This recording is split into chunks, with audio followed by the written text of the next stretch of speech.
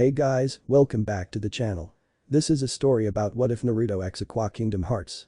Before I start, please support for more amazing content and do consider subscribing to my channel and share this video with your friends. This is written by RagnellAlondite and link in the description and support writer. Let's start the video. Darkness and light. Darkness had become Naruto's entire world. Well, most of his world if he was honest with himself. For what had seemed like an eternity he had been trapped in the realm of darkness, living among the shattered remnants of what was once his world, the elemental nations, and many others that he didn't recognize. The battle against Kaguya had taken a turn for the worse, as he and Sasuke had been about to seal her away again for all eternity, only for the three-eyed rabbit goddess to use a last-ditch effort to stop them. One that doomed the entire world. Darkness had sprung forth from the ground where her final blow had landed, and they had thought that it was just a simple attack to dodge until it began spreading and consuming everything. There was no stopping it, and despite their best efforts the darkness swallowed Naruto, Sasuke, Sakura and Kakashi, along with Kaguya. Naruto wasn't sure what had happened or how he had arrived where he had, but he found himself standing on a scrap of the battlefield, floating in a dark void. The more troubling fact was that the remnants of the Biju were gone and only Kurama remained, though he could barely talk anymore, saying he was far too weakened to try. Time meant nothing in this realm, and Naruto had no way of measuring it. He slept when he was tired but he never felt hunger, and he spent his time leaping and exploring the various scraps of lands. Eventually his wanderings had led him to the one thing that had been a break from the endless destroyed lands and pitch-black void. Her name was Aqua. "You ready, Naruto?" Aqua asked him as she walked back into the view of the small shelter that they were currently using. "You know it." Naruto nodded as he stood up and followed after the blue-haired warrior. She was what was known as a Keyblade master. They apparently traveled between worlds and helped stop the darkness from swallowing worlds by closing the keyholes in the worlds and protecting them from being destroyed. She was also his savior as his heart was especially strong and had lured black creatures known as Heartless to him. When Naruto had first seen them they had been small, only a few feet tall if they stood on their hind legs, completely black with little antennae on their heads, and their only facial feature were golden circles that were their eyes. It had taken time, but Aqua taught Naruto how to summon forth a Keyblade of his own and then taught him how to fight, as well as teaching him the importance of what they did, protecting the worlds from darkness and helping those who needed it. It took time, but Naruto learned more about Aqua as well. She had been named a Keyblade master and then sent out to investigate a disturbance in the worlds. She hadn't been the only one to go though, as her two friends had gone as well. This had led them across the worlds where one of her friends slowly succumbed to his own inner darkness and the other was faced with a copy that had been created from the darkness in his own heart by his former master in his quest to create the Sea Blade, a weapon that all other Keyblades were based off of. In the end Ventus had fallen into a coma and Terra had lost his body to Xehanort, which had led to Aqua trying to stop him and thus winding up trapped in the realm of darkness. "Okay Naruto. Let's have another go." Aqua smiled as Ses summoned her own Keyblade Master's Defender. The Master's Defender had a smooth cylindrical grey shaft that tapered outward at both ends, with a boxy guard made up of two small light grey boxes and a copper rod. The base of the guard connected to the grip and both sported several smaller indentations lining them. The grip itself was squared while the teeth were in the shape of an E. The keychain was made of several simple chain links and its token was in the shape of what Aqua called Terra's mark, a symbol that showed where you were trained. It was shaped like a heart with a sharp cross at its base and was very angular and squared. "I'm ready." Naruto nodded as he held out his right hand and summoned his Keyblade Kurama. The guard was more of an oval shape and having the appearance of tails as they wrapped around the hilt with a chain starting where the 9 tails ended. The keychain itself was that of a smaller version of Kurama himself in his Biju form, the orange fur outlined in black, just like the guard and hilt of the weapon. The base of the shaft was the body of the kitsune extending forward and stopping midway up the weapon, with what looked like a paw coming forward to complete the rest of the shaft, with the teeth of the key being shaped like claws and bent forward and inward to hook an enemy or slash through them. The entire length of the shaft was orange like the guard with the edges still being almost black, while the teeth were an ivory color. The length was slightly longer than Master's Defender, but it suited Naruto perfectly. The two squared off from each other like they always did in their little ritual before Naruto struck first, moving forward in quick precise strikes that Aqua parried with ease as she made sure to get Master's Defender caught on the claws of Kurama. Naruto smirked as he started to use the rubble of their current campsite to his advantage as he leapt on a fallen pile of stone and leapt above her, striking quickly at her head, forcing the older Keyblade wielder to block the strike and let Naruto hook Kurama's claws into Master's Defender. Pulling himself forward, Naruto used his free hand to create his Rasengan and slammed the sphere into her stomach, knocking Aqua back a short distance, and Naruto realized that he had screwed up by using a special skill first. Blizzaga. she shouted as the large shards of ice went flying towards Naruto, who leapt back to avoid a few of the flying icicles and was using Kurama to shatter the rest before they got too close as he raised his own hand. "Dandara!" He shouted back and sent the bolts of lightning flying towards the master, who batted the spell aside as she launched another spell at him. "Dandaga!" "Crap." Naruto cursed as he dropped into a roll to avoid the blast of lightning as he rushed forward, closing the distance in a flash. "Won't be that easy." Aqua chided with a smirk as she parried his initial strike and spun around his thrust, taking his back where she put the flat of her hand against his lower back fire. The fireball launched off and sent Naruto flying a short distance, who grinned as he turned and faced her as he pointed Kurama towards her, having finally charged up enough to use his ultimate attack. "Ijidama!" he shouted, sending a sphere of concentrated destruction flying towards Aqua, who leapt back and unleashed her own special counter. "Ghost Drive!" She smirked as she started moving fast enough to leave after images of herself as she moved around the area and then disappeared out of the blast area, and Naruto mentally cursed as he heard the next words out of her mouth: "Blade Charge." As soon as those words left her mouth, her keyblade began to glow and transformed into a much longer weapon that she swung and sent Naruto flying through the debris of his own missed attack. Skidding back, Naruto managed to get his footing in time to see Aqua following up on the attack and forcing him to try and dodge it. And the dodge only ended up with the glowing blade smashing into his back and sending him bouncing onto the edge of their floating piece of land. "Okay, I give." Naruto groaned as pushed himself away from the edge. "You're improving." Aqua smiled as she sat down next to him. "You'd easily give my friends a run for their money." "Maybe." Naruto sighed as he looked up at the darkness. "We're going to have to start moving soon." Aqua noted. "Yeah." Naruto nodded. "There haven't been too many Heartless lately. It's odd." "I've noticed it as well." "Think something's happening elsewhere?" Naruto asked. "It is possible. There's no way of knowing how long it's been since you came here, let alone me." Aqua mused. "Well, we will find a way out eventually." Naruto replied with a smile. "No doubt about it." "Yes." Aqua smiled now as she gripped his hand before standing. The two spent an unknown amount of time traveling the broken pieces of land and always keeping an eye out for a way to get out of the realm of darkness. Throughout that time they always trained, with Aqua quizzing Naruto on various types of Heartless, the different types of magical abilities, the importance of the hearts of worlds and many other subjects. Naruto always did his best with these little quizzes, and after the amount of time that they had gone over the information, it was sticking in his head. However, Naruto rubbed off on Aqua as much as her teachings did on him. His drive to protect people and do the right thing were uncompromising, as was his belief that there was a way for true peace to be achieved. This was something he was dead set on, and now that he learned about the many different worlds out there, he felt the draw to do even greater good. To help end strife and conflict in all worlds, to help spread understanding and knowledge through them. Aqua had tried to caution him on this, about meddling in the affairs of other worlds, but she came around to Naruto's way of thinking, that it was possible to help these worlds as a neutral third party, while not meddling or harming the worlds as a whole. "So you expect me to believe that you were able to fly once?" Aqua asked one day as they sat in their makeshift camp.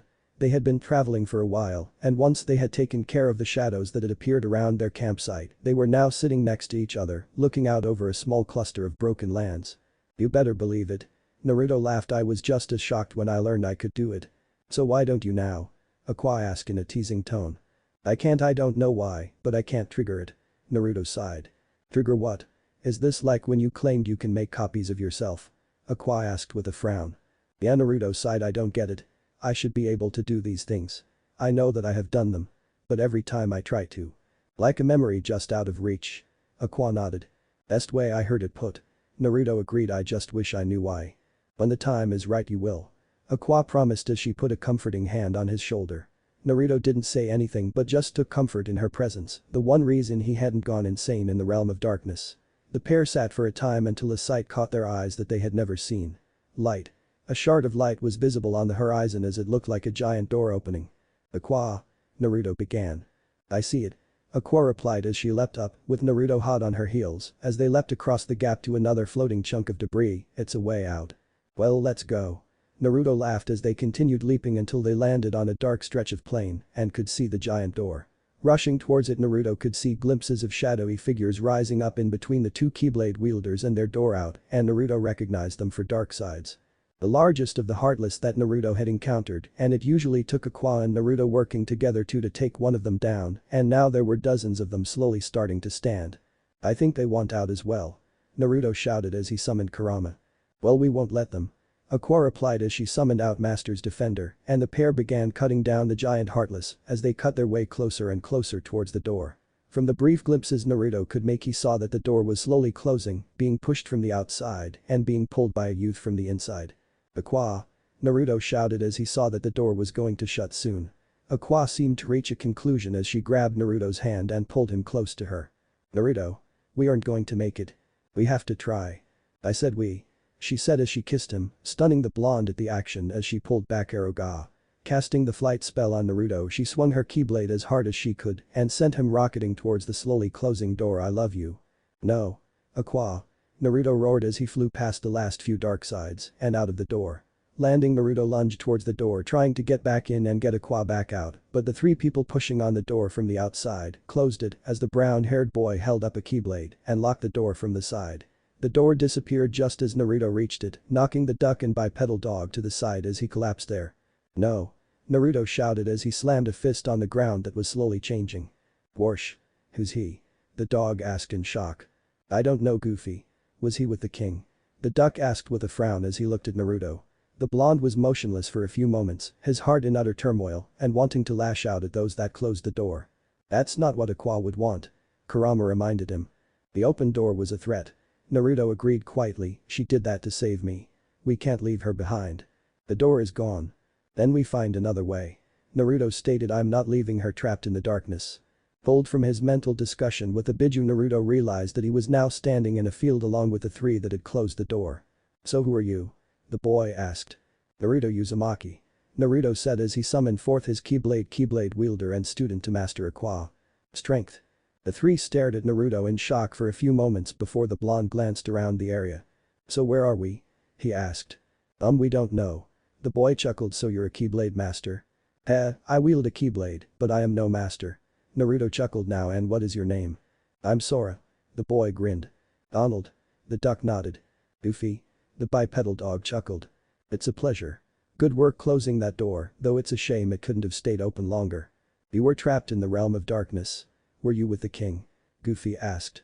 No, the only person I was with was my master, Aqua. She was the one who found me in the shattered remains of my world. Oh. You're probably going to want to go back to your world, huh? Sora noted. Unfortunately, that is impossible. Naruto sighed, my world wasn't lost to the Heartless but literally torn asunder by the darkness. An enemy of mine chose to destroy the world, then be sealed away again. Oh. So. Yes. I don't know if I am the only survivor or not, but I do know that as one of the Keyblades chosen I have a duty to the worlds. Naruto replied. So who taught you, Sora? No one really. Sora admitted. No one? You were never taught to summon the Keyblade? No. I just did it when my world was swallowed by the darkness. Sora admitted. Odd, Naruto hummed. It doesn't happen often, but Aqua did say that a strong enough heart can summon the Keyblade. Well, it looks like we have a common goal at least. Sora smiled, finding a way into the realm of darkness. The king and my friend Riku are trapped there too. Then we do have a common goal. Naruto nodded. Though I hope you don't mind my asking you some questions about what has transpired out here. I can fill you in. A voice said as a cricket leapt up onto Sora's shoulder. I'm Jiminy Cricket. That would be appreciated. Thank you. Naruto nodded as he took a step closer and the cricket jumped onto his shoulder, pulling out a surprising large journal as he began telling him what had happened with Sora and his journey. The group was soon walking along the country road, wide open grassland all around them as they walked for hours until they finally stopped for the night, Naruto managing to get a fire going as they sat around it for an hour or so. Sighing, Naruto stood up and motioned for Sora to do the same. What's up, Naruto? Sora asked as he stood up. I'm feeling restless and after hearing about your adventure I want to test you myself. Test me? Sora blinked. Through the tried and true way of combat. Naruto nodded. Aqua, and I did this every time we stop to make camp and it's a good way of testing your skills and a good way of learning who a person really is. Stopping a short distance from the fire he summoned Kurama and nodded for Sora to follow suit. Holding out his hand, the key-shaped weapon appeared in Sora's hand. It had the appearance of a short sword wrapped in golden filigree that reminded Naruto of fish bones. The teeth were golden in color and looked very similar to the pendant that Sora was wearing, while connected to a golden thread was a gilded heart with another heart just above the guard and one more near the teeth. Ready? Sora asked. I am.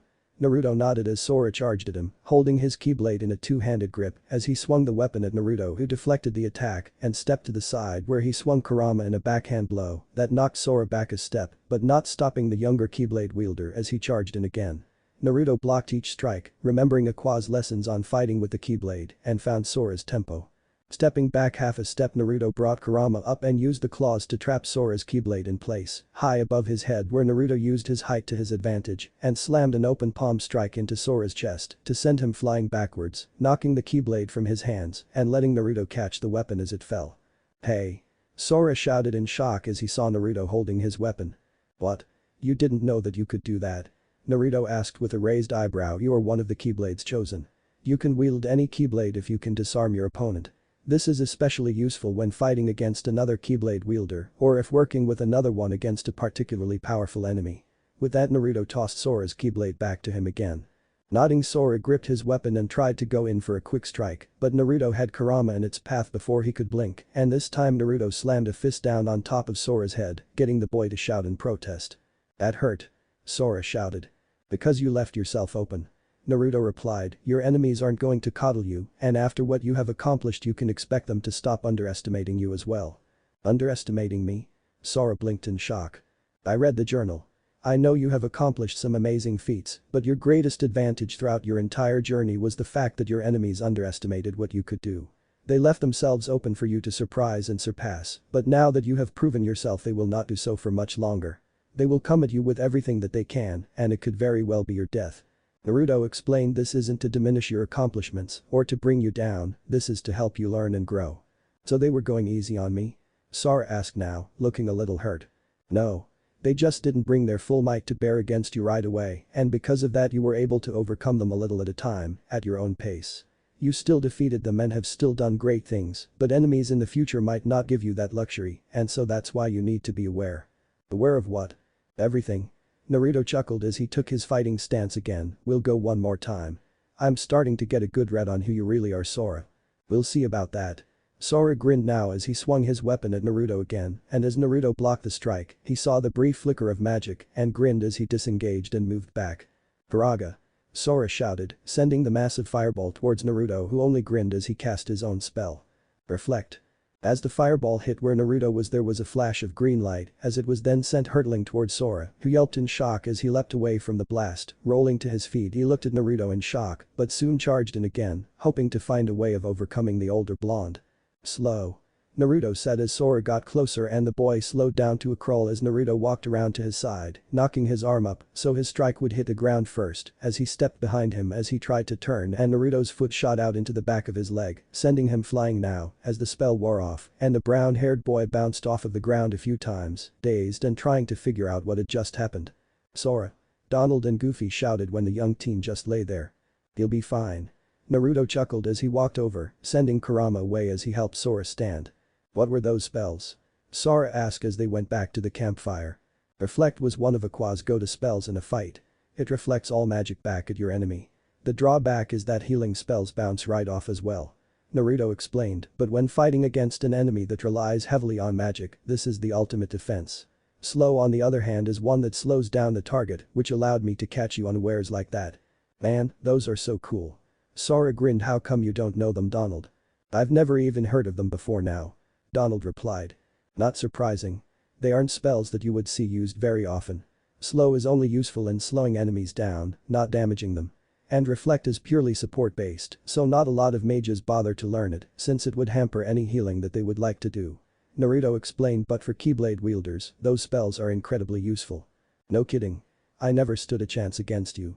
Sora chuckled. "You tried your best though." Goofy smiled. "He did." Naruto agreed. "There is a massive experience gap between us. I've been trained to fight since I was 8. So even before I became a Keyblade wielder I was already a fighter. Add in being taught by an actual Keyblade master and that only adds onto the gap." "When you were 8. That's young," Goofy noted. "Some," Naruto admitted as he looked over at Sora. "Okay, time to review." "Review? Review what?" Sora blinked. "How you did, knucklehead." Naruto sighed. "You seem to favor power in your strikes and using a two-handed style. Nothing wrong with that, but it makes it easy to counter for someone like me who uses one-handed styles combined with unarmed strikes. You're going to need to work on your perception of the battlefield, noting everything that you can in a single instant, or you could wind up in a bad spot against more agile enemies. You didn't use much magic, but casting a third-tier spell is a good sign of how strong you are in that front. Overall, the only thing you need is experience and learning to think outside of the box in a fight. What do you mean? Sora asked. You either rely on your spells or your Keyblade. But you have other options in a fight as well. Never be afraid to use your fists and feet in a fight, that might let you catch an enemy off guard and give you an advantage. Naruto remarked. That doesn't really seem fair. Sora noted. Fair is for sport. What we do, this is about protecting others. If you can save a world by kicking someone in the shins to give yourself an edge, you better take that kick. Naruto chuckled as he looked up at the stars. It's getting late. We should rest now while we can. We'll do this again every night, next time Donald and Goofy can join in. Okay. Good night, Naruto. Sora nodded as Naruto laid back and closed his eyes.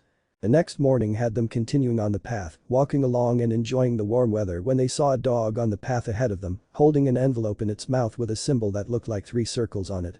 He's got a letter from the king. Donald exclaimed. Well, let's catch him then. Naruto chuckled as they ran off after the dog, who was managing to stay ahead of them the entire time. The small group continued on for a time, finally stopping for the night at a crossroads where Naruto told them that they would delay another spar for a bit as he scouted around the area with something bothering Kurama. I sense something. The kitsune remarked. What is it? Naruto asked with a frown. It feels like one of the other Biju. Kurama growled, but it's like they're trapped or something. But if one of them is nearby, then we find them and help them. Naruto replied with a grin. This is great news. Maybe. But who trapped them and why? Kurama asked, getting only silence from Naruto. When Naruto returned to the camp, he blinked in surprise as the crossroads were now gone and in its place was a straight path. Frowning, Naruto saw that Sora and the others were standing a short distance down the path and jogged over to them, coming into sight of a large castle that only increased his own uneasiness. That looks rather menacing. Naruto noted. Yeah. But some guy said that it might help us find Riku and the king. Sora said. Some guy? Naruto raised an eyebrow. Here, that doesn't strike you as odd. Well, yeah, but it's a lead. Sora grinned. What do you guys think? Naruto asked as he looked at Donald and Goofy. If it will help us find the king, I'm all for it. Donald said as Goofy nodded in agreement. Okay then. But let it be noted that I have a bad feeling about all of this. Naruto remarked as they walked towards the castle. Once they walked inside, Naruto's sense of unease doubled as he glanced around and Kurama appeared in his hand, the keyblade shaking. You okay? Sora asked. It's Kurama. Something's got him irritated. Naruto muttered as he looked up to see a man standing in front of them. He was dressed in a long black coat with the hood pulled back, revealing his long spiky red hair. Huh? There's one more of you now. The man remarked. He tossed a card toward Sora, letting the younger teen catch it. If you want to traverse this castle, you're going to need to use that to climb higher. As he tossed the card, Naruto saw the glint of something gold and his eyes zeroed in on a charm on his wrist, golden in color in the shape of the Yonbi Son Goku. Hold it. Naruto said as he stepped forward and glared at him. That charm. Where did you get it? This thing. Axel blinked as he lifted the arm and showed it to him. Why do you care? Son Goku. Kurama shouted. Kurama. Give him back. Naruto growled. Now. What now? The man blinked. Son Goku. Give him back. Naruto repeated. Or I will take him. That sounds like a threat. The man remarked as he glared at Naruto. Leaping across the distance, Naruto swung the weapon at the man with blinding speed, forcing him to leap back to avoid the assault and realized that he probably should have gone another direction. Lazara. Naruto shouted, sending the shards of ice flying at the man, who summoned 2 chakram and swirls of fire that blocked the ice as he landed and stared at Naruto. Now. You are going to be pain, aren't you? He sighed as he clicked his fingers and a portal of darkness appeared behind him. But I don't have time to play with you. Stepping into the portal, that started to disappear as Naruto ran towards it. Naruto. Sora shouted. I'm not letting him get away. Naruto roared as he leapt into the remnants of the portal. Floating through the darkness, he landed on a similar floor to the one he had been on, now with stairs going up and down. He's still here. Kurama growled. And we'll find him. Naruto promised. No matter what, we will save our friend. All that awaits. Son of a bitch. Axel cursed as he emerged on the top floor of Castle Oblivion. Axel, what happened? Marluxia frowned as he looked at the red-haired nobody. We have another Keyblade wielder in the castle and he isn't playing nice. Axel replied. The scent that I detected when Sora arrived. He is older and much more powerful than Sora is. His scent, though. Section trailed off. What about it? Larxene sneered. It is different. Twisted in darkness but not corrupted by it. as though he has walked through the darkness for great lengths of time. But his heart is pure light, of that I can be certain. Another one of the keyblades chosen Lexos trailed off. He arrived with Sora right. Larxene started, so he must have some kind of tie with him, which means that his memories can be tampered with. Marluxia nodded. A second keyblade wielder could be very useful. Turning towards a door, they entered the room where a young girl sat drawing a new picture. Naman, we have a new task for you. Marluxia said, there is another keyblade wielder here in the castle. I want you to alter his memories. I see. Naman trailed off as she started to draw. It was crude at first, a simple drawing of what looked like a blonde-haired man with an orange keyblade, but grew in detail to the point where Axel confirmed that it was indeed the person that he had fought. As she started on her next drawing to change his most recent memories, the paper flashed in a red light before bursting into flames. Whoa. What just happened? Axel asked in shock. How odd. Vexen noted with a curious frown. His mind and heart. They are protected. Naman stated quietly. Protected? Marluxia frowned now. Nodding, Naman started drawing again and revealed a large and angry-looking fox with 9 tails. This guards him. A fox? You expect us to believe that a fox stopped you? Larxene shouted. That is no ordinary fox. Zekshan noted as he looked at the drawing. Really? I would have had no idea. Axel snorted. If I were to make a hypothesis on the matter, I would say that this creature is of similar origins to the charm that Xemnas has given to you, Axel. It is likely a power source that he has used to ward himself from any tampering. Vexen mused. Makes sense. He recognized the charm. Called it Sun something. Axel nodded. So he is in possession of one of these charms as well. Marluxia nodded. This makes him a threat. Then we kill him. Larxene stated. He's not with Sora, right? No. I dropped him on the 5th floor when I realized he was too close for me to come directly here. Axel replied. Then this works to our advantage. He does not have the cards to come directly here to the top of the castle, and neither can he use the corridors of darkness. He will be forced to take the side passageways that litter this castle, and it will slow him down greatly. Vexen nodded. And gives us time to learn more about him. We can still view his memories? Marluxia asked. Yes, I can view them, but it would appear that the moment I try to alter anything, this force will stop me. Naman answered. Then we study this new enemy before we kill him. Lexos nodded. Who shall do the deed? Not me. Axel chuckled. He's after the charm, and I say we keep it far enough away from him so he doesn't get any bright ideas or cause some kind of weird chain reaction between them. That would be a wise precaution. Zekshan agreed. I'll take care of him. Larxene replied. Should be able to break the boredom for a little while. On the 5th floor, Naruto managed to find a side door after rapping on the walls once he realized he couldn't get the doors open to either go up or down the stairs. Stepping into the hallway, Naruto walked through the passage, spotting the odd door here or there that he would peek in and see only empty rooms before continuing his walking. The passage curved inward, taking him around in a slow circle around what he assumed was the entire perimeter of the castle. As he reached the end, he stopped when he heard Kurama growling. Everything okay? Naruto asked. Someone just tried to assert their will over us. The Biju growled. Say what now? Naruto blinked. It was a presence that I could feel over us. They were trying to alter our perception of reality. Not exactly sure what they were trying to do, but I managed to stop it. Kurama explained. That is concerning.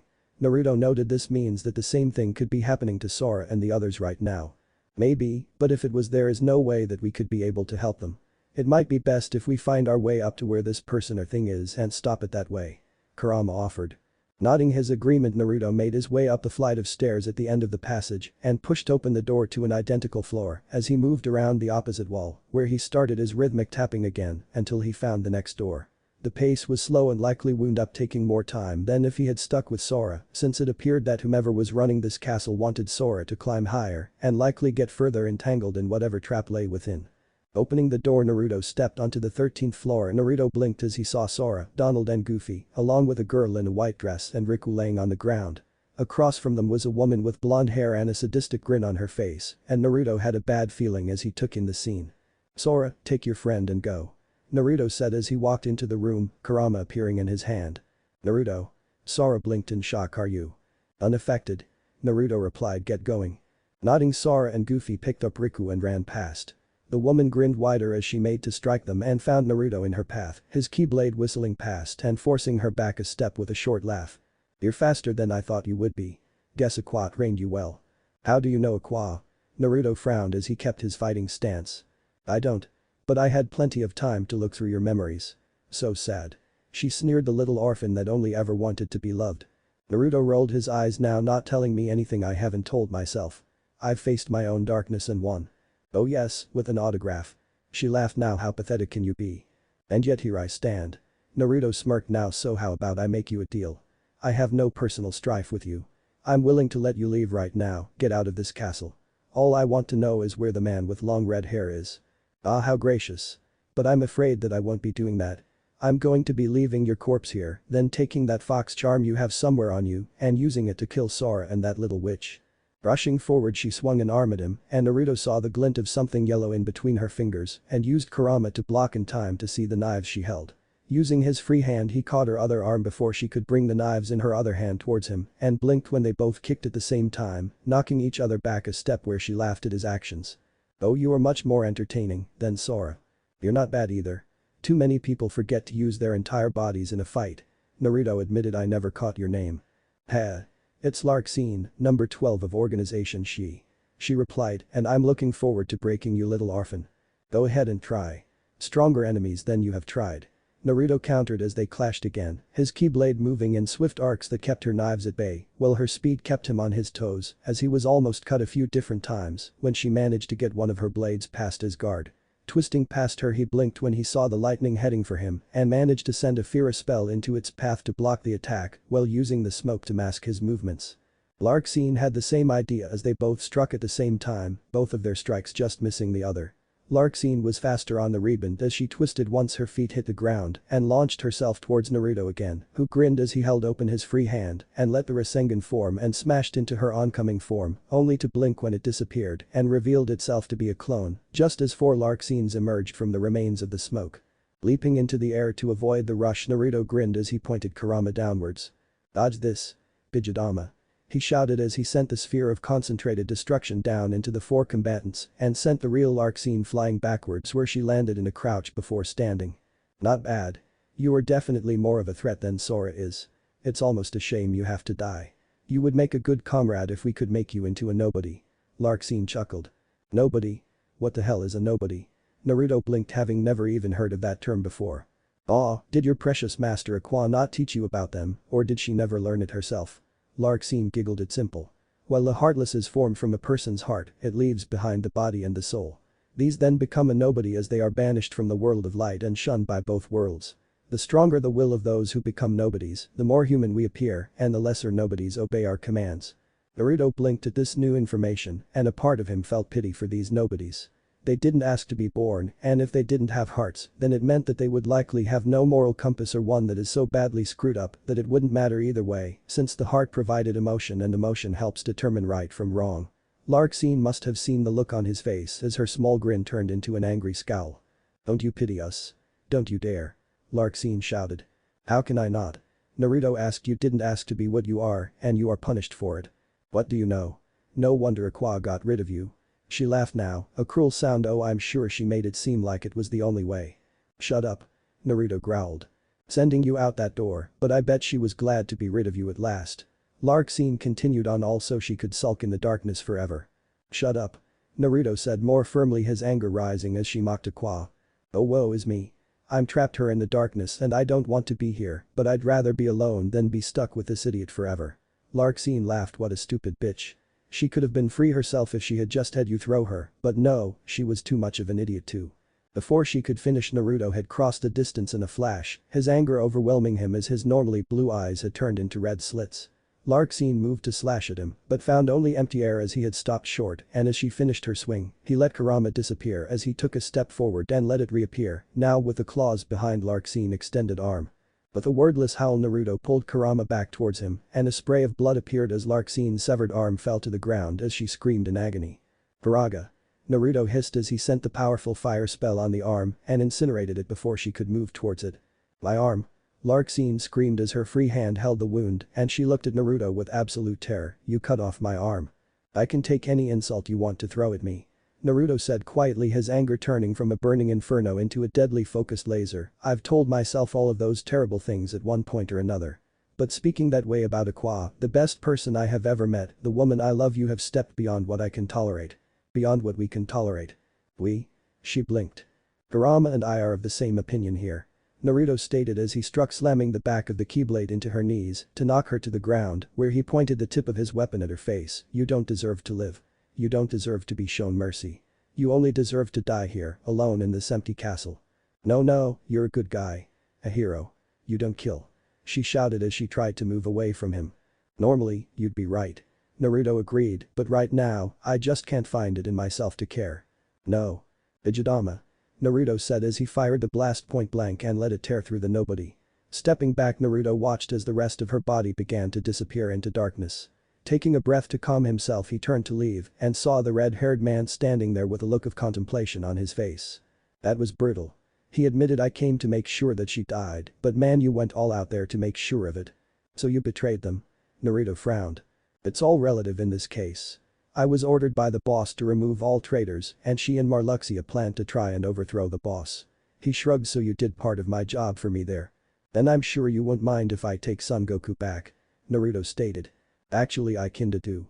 The man chuckled. Thing is, the boss gave me this and told me it would give me quite the power up. And boy has it. Had to restrain myself from almost accidentally killing Sora. But against you, I wouldn't need to. I'm no pushover. Naruto countered. If you were fresh, I'd agree. But you are pretty beat up and I don't think you could last 5 minutes against me. And who are you? Name's Axel, got it memorized. Axel grinned. I do now.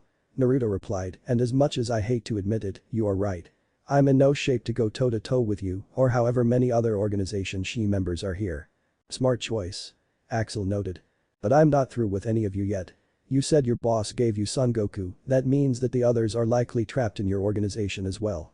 I won't rest until I rescue them. Naruto said, I will hunt you all down if that is what it takes to rescue them. Huh. Getting awfully attached to some jewelry there. Axel noted. You don't even know what you are wearing on your wrist. Naruto said while shaking his head, you don't even know who that is. Axel blinked at this as he looked at the golden monkey that was dangling from his wrist and shrugged as he looked at Naruto. Well, that is some food for thought. And as much as I would love to continue talking with you, I have some more loose ends to tie up. We'll meet again, Axel. I can promise you that. Naruto warned. I know it. Next time, I won't be so nice. Axel grinned as he opened the doorway of darkness and stepped inside of it before it closed and left Naruto standing in the battle-scarred landing. As Naruto was about to climb up the stair to where Sora had gone, he felt the entire castle shake and frowned now, realizing that Sora had likely gotten into a battle of his own with a different nobody and decided that he had better check on him to make sure that he and the others were okay, along with finding out who that girl with Sora was. It took some time to make his way through the top floor, and Naruto eventually arrived in a room where he saw Sora, Donald and Goofy inside crystal pods and the girl standing in front of them. What happened? He asked. I am going to restore their memories. She said quietly. So you were the one that tried to alter your memories? Yes. She nodded. I'm guessing that you didn't have much of a choice in the matter. Naruto noted. I didn't. But it wasn't right of me to. I seem to be asking this question a lot today, considering I'm the only one who likely hasn't had their memory screwed with, but who are you? My name is Naman. I'm a nobody. If you don't mind my asking, who's? Iris? From Hollow Bastion. Naruto nodded in understanding. So you're going to fix the damage then? Yes. But it will take some time and there is something else I need to do. Would you stay with them? Of course. Naruto nodded as he gently put a hand on her shoulder. Thank you. For helping Sora. Naman smiled sadly as she left and Naruto sat in front of the pods as he sighed and started talking to Sora, though it was more to himself. I warned you, kid. You got overconfident and they got the jump on you. Your mind is all screwed up now, and if Naman wasn't a good person, then you would likely be stuck that way, and it would be because you thought it was a good idea to come here. You're going to have to start shaping up if you want to keep defending the world's kid. We both will. I guess Naruto sighed. Neither of us are ready for this kind of thing, but we are all that the worlds have. We need to be better than we were, and we can't take our time with it either. This organization, this attack on you was well planned, and these nobodies could pose a real problem for us later, not to mention if they have all been augmented with a Biju. We've got our work cut out for us, and it's not going to be easy. But then again, we're the Keyblades chosen. Easy isn't in the job description, and given how big the task is, I don't think it should be. Naruto was quiet for a while as he waited, and Naman eventually returned and was soon followed by Riku. The two spoke for a moment, and Naruto only listened quietly as Riku decided to face his darkness himself and not have it sealed away. He glanced over at Naruto before he left, but the blonde made a shooing motion and the silver-haired youth walked out of the room. After he left, another person walked in, taller and older than Riku, with yellow eyes and dark skin with his face partially covered in red bandages. So this is the other Keyblade wielder. The man noted, my name is Diz. Naruto. The blonde nodded, I take it you aren't with the organization. No, I am not. He said, a bit of anger leaking into his voice at the moment. I am here to aid Sora and to ensure that his memories are restored. That right? Naruto remarked as he stood up and took a hard look at Diz. I doubt you are doing this out of the kindness of your heart. You are rather distrusting. Diz noted with some satisfaction. I've had a long day. Naruto replied, and it tends to make me a little edgy around someone that is clearly up to something. Let's just say that it is in my best interest if Sora is awakened. Diz answered, and right now it would be best if we moved Sora elsewhere. This castle is still a base of Organization Shi, and it would not be wise to keep Sora here in this condition. You have somewhere in mind? Naruto asked. Yes. My laboratory in Twilight Town. Fine. I'm going to take a look around this place one more time before I go. There might be more information that I can use to track down the organization later. Naruto said as he walked out of the room. I'll join up with all of you before you leave. Be safe. Namen said as she and Diz got started.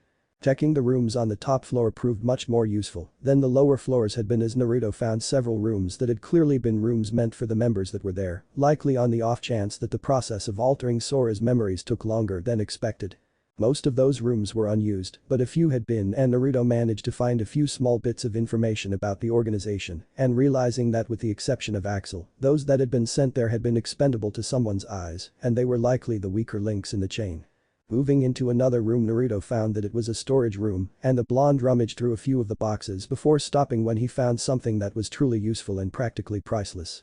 It was an orange piece of armor that would go on his left arm, and on the upper portion of it was a circle that Naruto recognized from Aqua's own.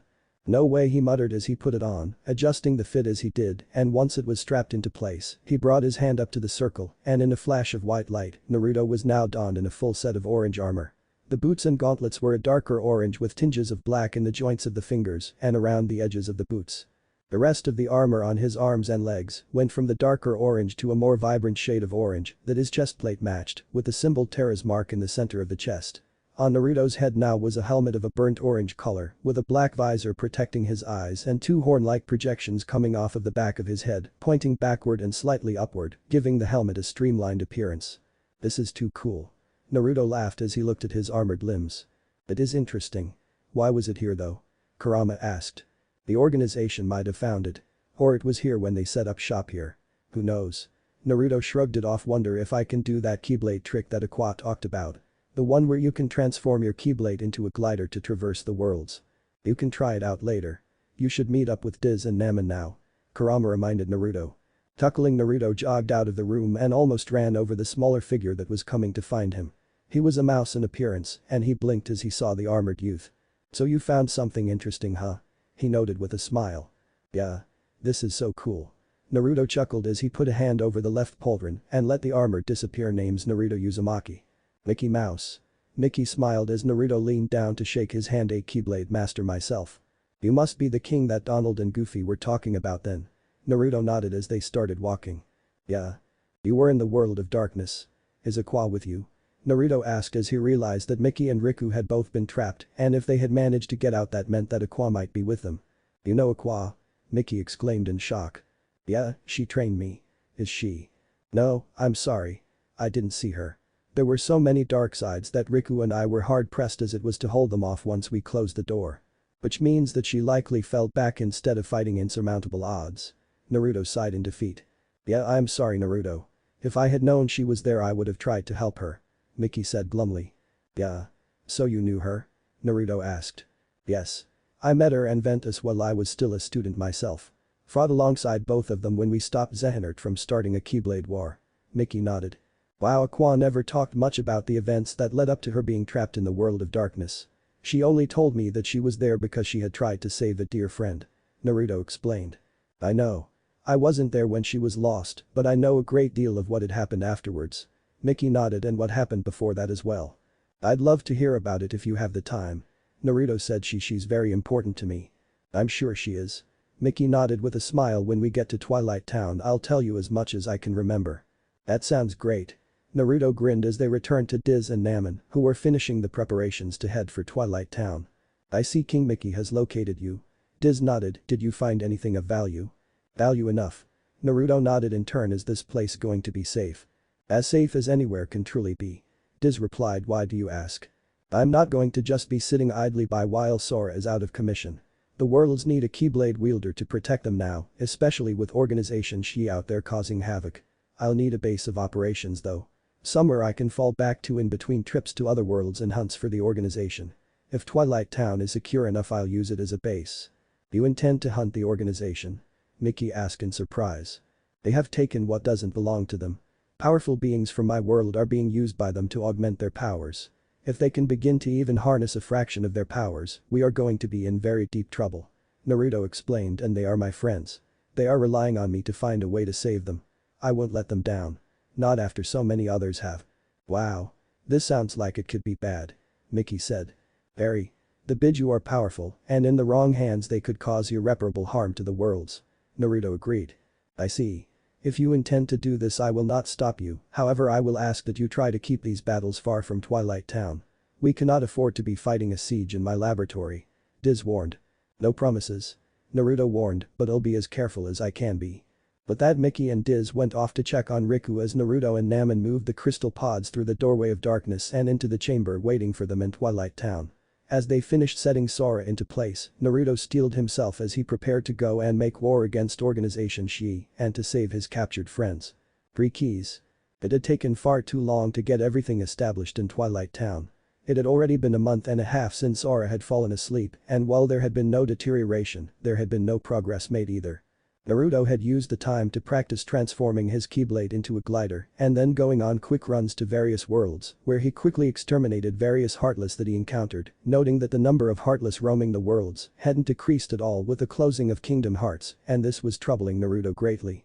He had brought the matter up to Mickey and Riku, both showing just as much concern about this as he was. It shouldn't be happening to this degree. Mickey had noted Heartless are naturally going to be going to the worlds that they can, but not in the numbers you're describing. What if the worlds are still connected? Riku asked. Possible. The lanes between have always existed for Keyblade wielders to traverse the worlds. Naruto mused, it could be lasting damage from what Ansem did. Or it could be something far worse. Worse? Riku blinked. A new Kingdom Hearts being made. Naruto nodded, it would certainly explain Organization Shi's interest in Sora and trying to turn him into a mindless puppet. All the same, we need to be careful. Riku and I are going to be staying near Sora for a while longer. What about you? Mickey asked. The worlds can little afford to be without a Keyblade wielder. I'll keep scouting around and see if I can pick up the organization's trail. With any luck I can find where they are based at and then bring the fight to them. Naruto stated. Do you think that's a good idea? Riku asked. I mean, you said that they would be really strong with the Biju powering them up. I'm running on the assumption that they don't know how to really use their powers. Naruto remarked, the Biju are not going to willingly give their powers to someone that they don't approve of, and if all of them just see them as charms or batteries, then I should be able to overpower them and reclaim them. And who knows, maybe some of them will listen to reason and return them. Always the optimist. Mickey smiled, that's good. Aqua didn't train a quitter. Naruto laughed. It was now day 47 since Sora had fallen asleep and Naruto made his way to the world called Beast's Castle. He had stopped by there a few times and had made contact with the denizens. They were almost all cursed to be in the shape of inanimate objects, such as the candelabra who was friendly enough, or the bestial form that the master of the castle had taken. The only normal one was a young woman named Belle who was a charming young lady and pleasant conversation. He had aided them in exterminating a few Heartless, and while he was not exactly welcome in the castle, he was allowed to help them however he could. Walking through the main hall, he paused when he heard voices heading for the catacombs, and with a frown Naruto tailed them, stopping when he saw 2 figures in black coats standing there, one of them with a hood pulled up and the other having golden hair that was spiky and swept more to the right side of his head and piercing blue eyes. What shocked Naruto the most was 2 facts, one being that the hooded member had just summoned a Keyblade and that both of them had charms hanging from their left wrists. It's taken some time, but I've finally found you. Naruto said as he walked closer and the 2 jumped and turned to face him, with the teen now summoning a Keyblade as well. Who are you? The boy shouted. A man searching for what's been stolen at the moment. Naruto stated, you both have something that doesn't belong to you. Return what was stolen and I will let you leave here alive. We haven't stolen anything. The hooded one shouted, the voice odd to Naruto's ears, as though it was neither male or female. You may not be the thief responsible, but you both carry the stolen on your wrists. Naruto countered as he stopped a few feet away from them. Return them now. Last warning. The two traded looks as they looked down at the charms before glaring at him. They both struck at the same time, swinging their blades at Naruto, who had Kurama in his hand before they could blink as he deflected the boy's swing, while using his larger build to land a powerful kick to the hooded one's stomach and knock them back a few steps as he used Kurama's claws to pull the boy's keyblade higher up and slam a fist into his stomach in turn, causing him to double over as Naruto prepared to take the charm. "Leave him alone." The hooded one shouted, and Naruto sensed the power building up fear. The mid-level fire spell launched out, taking a blue color now as it headed directly for Naruto, who leapt backwards and noted that it was Matabi that was hanging from their wrist. "You are tampering with powers that you cannot possibly understand," Naruto shouted as he pointed his blade towards the hooded member Thindaga. The lightning shot off in a powerful blast that forced the hooded member to leap out of the way as the boy rushed him with a series of strikes that reminded Naruto greatly of fighting Sora, and with a smirk, he decided to see just how good this nobody was. Twisting to the side, Naruto avoided a powerful slash as he swung Kurama up into the guard near the handle and yanked as hard as he could, disarming the nobody, who blinked in surprise as Naruto caught the weapon and spun the kingdom key on his fingers as he noted that the charm on his wrist was that of Jayuki. "You fight like him," Naruto noted. "Like who?" the nobody asked, confused and with an angry scowl. "Sora," Naruto replied. "You fight almost exactly like him." Before he could say more, the second one struck again, swinging their own kingdom key in much the same way, though they would occasionally switch from their right hand to their left hand, adding a bit of variety, but the pattern was there and Naruto capitalized on it as he knocked their weapon up with Kurama while the kingdom key slammed into their chest and sent them tumbling. "Now I am intrigued by this," Naruto chuckled as he looked at the two nobodies, two keyblade-wielding nobodies, two nobodies with fighting styles almost identical to Sora, and two nobodies that carry a piece of what was stolen. "Who are you two? What do you care?" the boy snapped. "You've piqued my curiosity." Naruto shrugged. "Answer or don't, you're cool really." "Shion," the second one said as the hood was now removed, revealing a girl with blue eyes and black hair parted to the side. She looked familiar to Naruto, but he couldn't place from where. "Roxas," the boy replied. "Well then, Roxas and Shion, since you were kind enough to tell me your names, allow me to return the favor. My name is Naruto Uzumaki, and this is Kurama," Naruto said, holding up his keyblade as he tossed the kingdom key back to Roxas. "Now then, I'm in a good mood and I really have nothing personal against either of you. Just give them back and we'll call it a day." "Give who back?" Roxas asked, completely confused, and his anger seemed to be growing. "We didn't take anything. The boss gave us these charms," Shion said. "And where did he get them?" Naruto asked, getting the two to blink. "They were stolen from me when my world fell. They do not belong to you." "Says you," Roxas shouted as he struck Shion right behind him, but looking a bit more unsettled by this new information. Naruto blocked the strikes with relative ease as he moved from one nobody to the next, keeping them off balance long enough for Kurama to start trying to rouse the two Biju. "Come on. Matabi. Jayuki. Wake up." At first there was nothing, but then Naruto heard a yawning sound and saw that Shion had tensed as well and glanced down at her wrist in shock. "Kurama. Why are you shouting?" Matabi asked. "Who said that?" Shion asked in shock as Naruto blinked in surprise. "You can hear her?" Naruto asked as he backhanded Roxas away. "Matabi. We're here to rescue you," Kurama exclaimed. "A lot has happened and we can explain it all later." "Rescue? Why would I need wait? Where am I? And who are you?" Matabi asked. "I'm Shion. Who are you?" "Matabi. My name is Matabi Kitten." "Kitten? You can hear her?" Naruto grinned. "Shion," Roxas called out as he looked at his colleague. "Roxas, can you hear her too?" Shion asked. "Hear who? I don't hear anything," Roxas shouted. "I doubt you would. But can you hear him?" Naruto asked as he looked at Roxas now. "What is going on?" Roxas roared as he tried to vent some of the anger on the man that had attacked him and Shion. Naruto parried each strike as he heard Kurama focusing his efforts on Jayuki, and the Biju finally responded. "Kurama.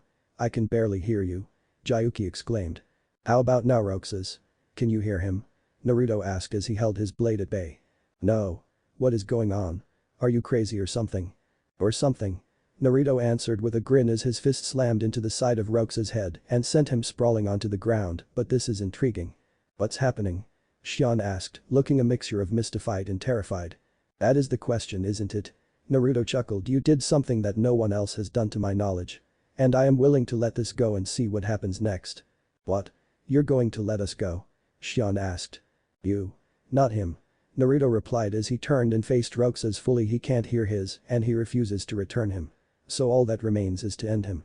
"No," Shion shouted. "I hate to be a wet blanket, but it appears that she can draw on my power." Mitabi warned. All of it? Kurama asked. I'm not letting her draw on all of it. I don't want her to hurt you. But I would like an explanation. The Biju hissed in annoyance. Xian rushed forward, her kingdom key becoming encased in blue flames as she struck with a slash that sent a blast of fire at Naruto, who blinked in shock as he managed to leap back and send a Blizzaga into its path to lessen the flames. Frowning, Naruto saw Xian was still coming, intent on protecting her friend, and Naruto saw Roxas starting to stand up as well, the blow to the side of his face, turning a nasty shade of purple, before he muttered cure and restored the damage. We can't beat him, Xian. Roxas muttered, we need to get out of here. No. He knows something important. He knows about the charms. If we can work together, she trailed off. Xian, he's not going to listen. Roxas warned. I am listening, but you refuse to hear what I am saying. Naruto countered, Jayuki doesn't belong to you, and if you can't hear him then you have no right to keep him. Keep away from him. Or I'll hurt you. Xian warned. Xian, it doesn't have to go like this.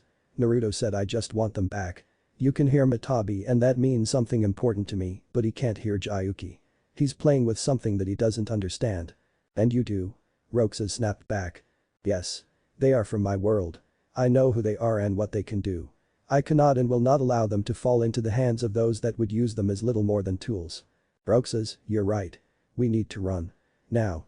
Xian shouted as she sent a blast of fire towards Naruto again, who leapt through it, wincing in pain as he landed and was about to rush them when he saw that Roxas was going to buy them a bit of time as he drew on a bit of the power of Jayuki to enhance this final gambit. Event Horizon.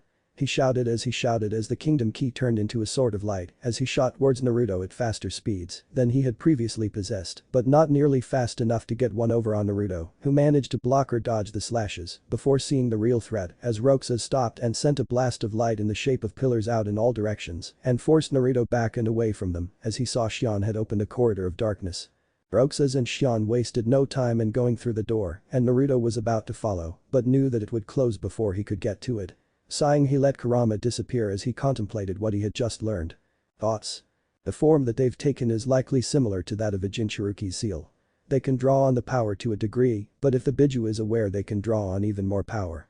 It's possible that Xian may even be able to use entirely new powers if Mitabi is willing to work with her. Kurama mused. But why could she hear Mitabi when Roxas couldn't hear Jayuki? I'm not sure.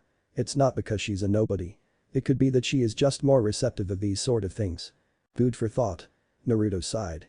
Xian and Roxas were both shook up from the recent battle, and when they met up with Axel, the older nobody could already tell that something had happened. So did it not work or something? He asked as they sat on top of the clock tower in Twilight Town. It did. Xian sighed, but there was trouble after we completed the mission. Trouble? Axel frowned. Yeah. Some guy with a keyblade attacked us. Said his name was Naruto. Roxas explained. Oh boy. You guys are lucky you got away. Axel said with a look of worry. He didn't follow you, did he? No.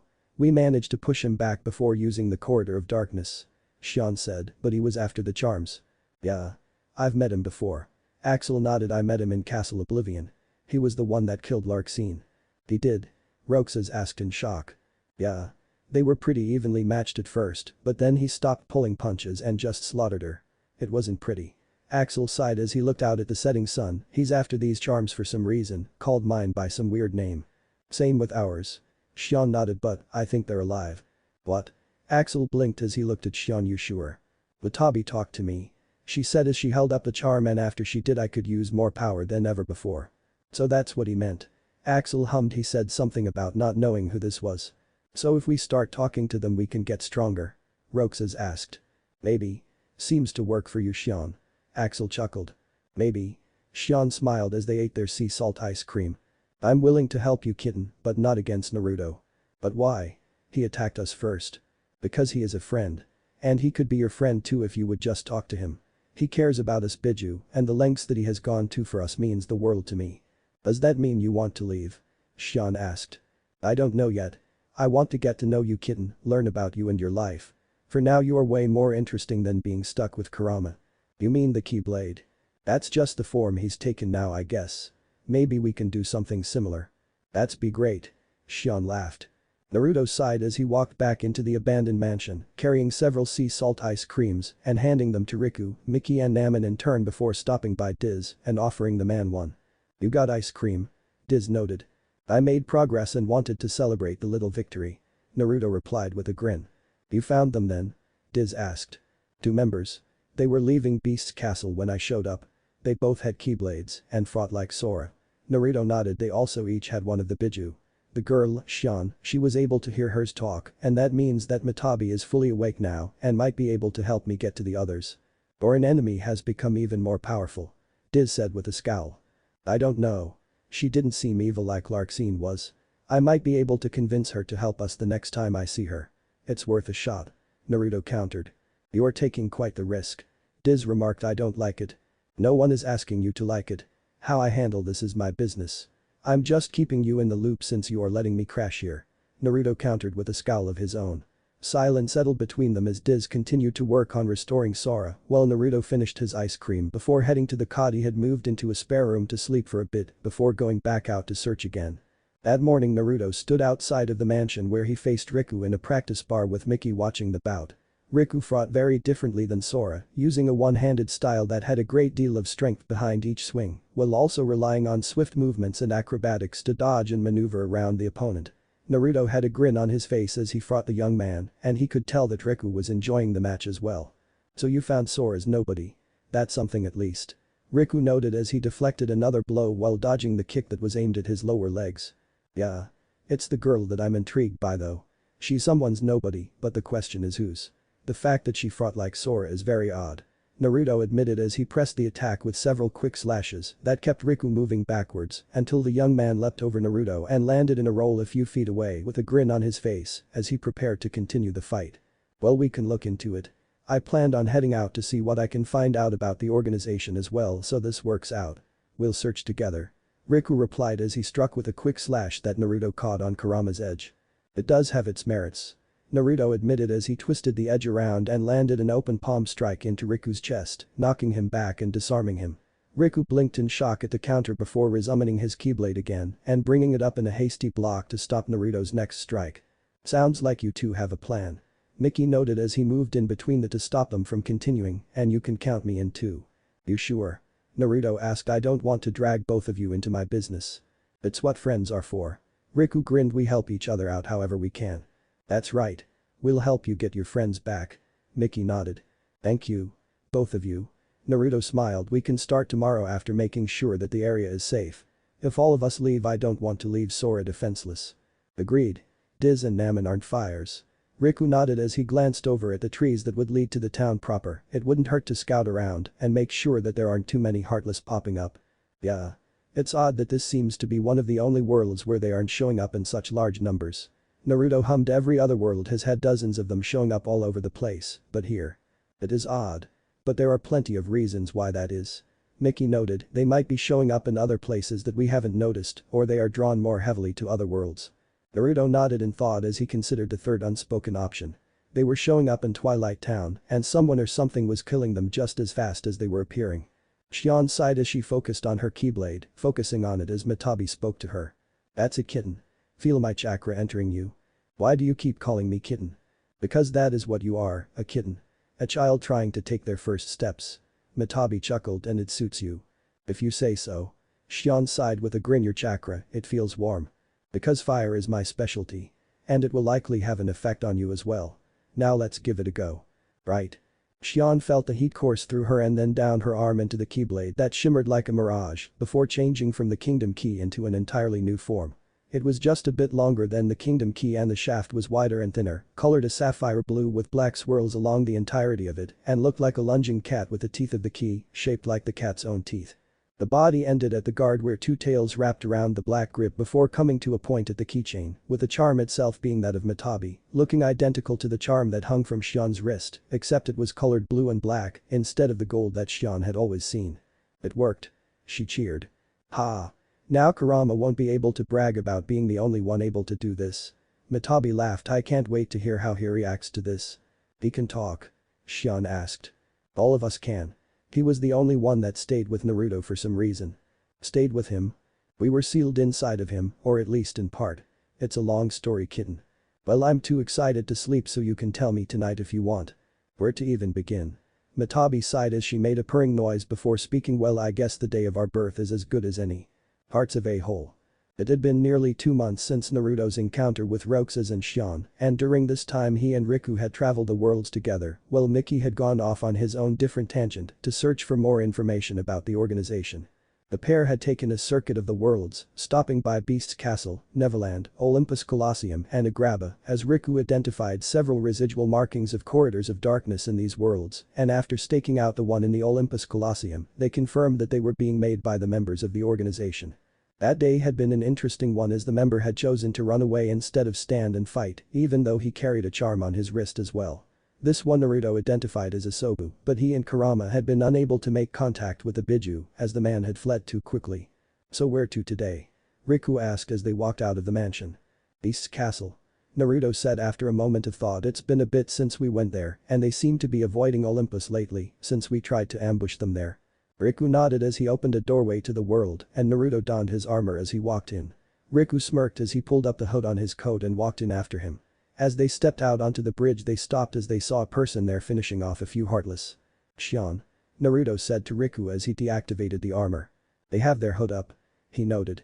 "No, she doesn't," Naruto replied with a frown now as he looked at Riku. "She does though," Riku now said with a frown of his own. "You see the keyblade though, right?" "Yeah. But it's not the kingdom key." "No, it isn't." Naruto agreed as he eyeballed the blade and grinned. "It looks like Matabi." "Matabi?" Kurama shouted. Shion stopped and turned to see the two of them standing there, apparently having heard the shout Naruto. "Long time no see." Naruto smirked. "I see you've awoken her full power." "Which one of us are you talking to?" Shion asked. "Both technically." Shion smiled a little at that as she looked at Riku and frowned at him. "You two are the ones that ambushed Demix, aren't you?" "So that's his name." Naruto grinned. "It was us. We're just trying to get back what was taken," Riku answered. Shion glared at Riku in response and seemed tense and ready for a fight. "Shion. It doesn't have to go this way," Naruto said in an attempt to defuse the situation. "We aren't your enemy. You're enemies of organization Shion countered. "I won't let you hurt them." Riku glanced at Naruto who shook his head as he summoned Outway to Dawn. "And are you sure they are worth protecting?" Riku asked. "I've met some of your members. They weren't nice people." Shion remained silent for a moment before crossing the distance between them and bringing Matabi down in a ferocious preemptive strike that would have caught most off guard. Naruto skipped to the side, avoiding the blow and staying out of her reach, as Riku had simply stepped backward and swung his own keyblade at her. Shion's reflexes were on point as she brought up her blade in a quick guard that stopped the blows that Riku rained down on her before she countered and created a ball of fire in her hands that went hurtling towards Riku. Leaping away from the small inferno that rose up from the fireball, Riku moved in close to stop Shion from sending any more fire flying, but blinked in surprise when all of Matabi was coated in hellish blue flames that slammed into him with enough force to send him flying down the length of the bridge. Skidding to a stop, he saw that the flames were clinging to him like napalm and it took a Blizzaga to destroy them. "Step off, Riku," Naruto called out as he stepped forward. "Now she's using all of Matabi's power." "I can take him," Riku claimed. "Not with your handicap," Naruto stated simply, already feeling the darkness rising up in Riku in response to the danger that Shion and Matabi presented. Riku glared down at the ground now as he suppressed the darkness with a small effort of will and then took a step back to show that he was listening to the elder keyblade wielder. "Scared?" Shion asked with a grin. "Hardly. In normal circumstances Riku would wipe the floor with you. But it's 2-on-1. Naruto chuckled as he and Kurama moved in front of Shion and Matabi. "Let's put you through your paces." Rushing forward, Naruto struck with a few short slashes that Shion blocked as she tried to use the same napalm fire attack again, but found Naruto was expecting it every time as he would launch a Blizzaga at her just as she was prepping it or into her hands when she would stop to make a fireball. Shion was beginning to get frustrated at this as she clashed with Naruto while the two Biju called out to their partners. "On the left, kitten," Matabi called out as Naruto tried a kick. "Fireball incoming," Kurama shouted in warning a few moments later when Shion had tried to take his back. "Chatty, aren't they?" Naruto laughed as he flipped backwards while Shion skidded back from the kick he had launched. "Very." Shion agreed as she pointed Matabi towards him. "Let's try this then. Bijudama." "Okay then. Bijudama." Naruto called out in turn as both of their keyblades had the dark spheres forming that fired into each other. The blast held for a moment until Naruto's began overpowering Shion's and then sending her flying backwards in the resulting explosion. "What the hell?" Riku muttered in shock, getting Naruto to turn and look at him. "Something wrong?" he asked with a raised eyebrow. "Their hood just fell off," Riku said. "Shion looks a lot like Kairi." "That shouldn't be right. Naman is Kairi's nobody," Naruto remarked. I know what I'm seeing. Riku said firmly. Ugh. Shion groaned as she sat up and looked at Naruto and Riku who were talking quietly. Am I that weak compared to you? Not at all. Naruto replied as he looked at her. It's about experience. And more to the point, Abijidama's strength varies from Biju to Biju. Kurama makes the most powerful one of the bunch. Flip side of the coin though is that he doesn't have as many neat little tricks. Hey. The nine-tailed fox shouted in annoyance as Mitabi laughed. We're avoiding the matter at hand. Riku said firmly as he looked at Shion. Who are you really? You first, and why are you dressed like one of us? Shion countered. To make sure my best friend sleeps peacefully. Riku answered quietly, and to help my new friend here find his missing friends. Shion. Who's nobody are you? Naruto asked finally as the silence stretched on. I don't know. Riku. Naruto said firmly as he nodded towards the end of the bridge. Got it? Riku nodded as he walked to the end to open a door. Shion. You might want to consider what you really want. Naruto remarked. Riku is right, we've both met other members of your organization, we've seen what they have tried to do and what they have done. Are you sure you're with the good guys on this? Turning, Naruto walked towards the corridor of darkness and donned his armor as he stepped through it, returning to Twilight Town. Would we leave? Riku asked with a frown. Because we have an entirely new problem on our hands. Naruto stated as he walked towards the mansion. You said she looks like Kairi, and while I haven't met her, I take your word for it. But Namen is Kairi's nobody, so Shion shouldn't share that much of a similarity to her. Shion, she isn't like the other nobodies. And that raises the question of what is she? She has ties to Sora, and that means that she has ties to another place. Castle Oblivion. Riku nodded. You're hoping to find more clues there. I want to see what Diz and Namen took from there before we go back. It's one of their strongholds, and that means that we are going to be walking into a much more dangerous place than it was when they wanted Sora in there. Hoping they grabbed something useful.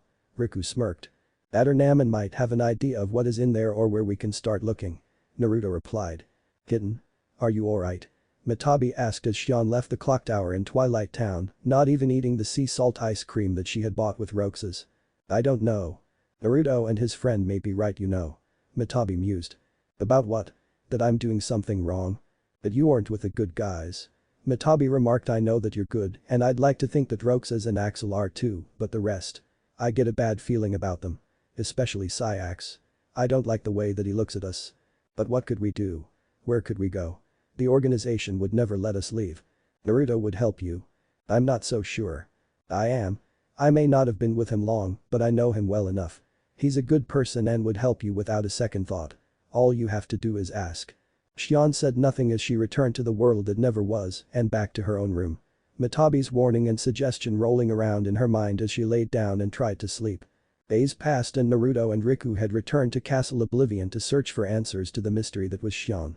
With Riku's information that there were sub-levels to the castle, they had agreed to start their search on the lowest level and work their way up, seeing what they could find as they searched.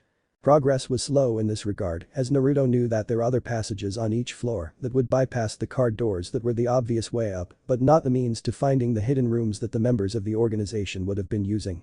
It was on sub-level 1 that they finally found the door that they had been looking for. It was one of the main rooms that the organization had been using, and Sora noted signs of damage to one of the walls that showed a struggle that had likely ended in the death of one of the other members. This is it. Naruto nodded as they began searching.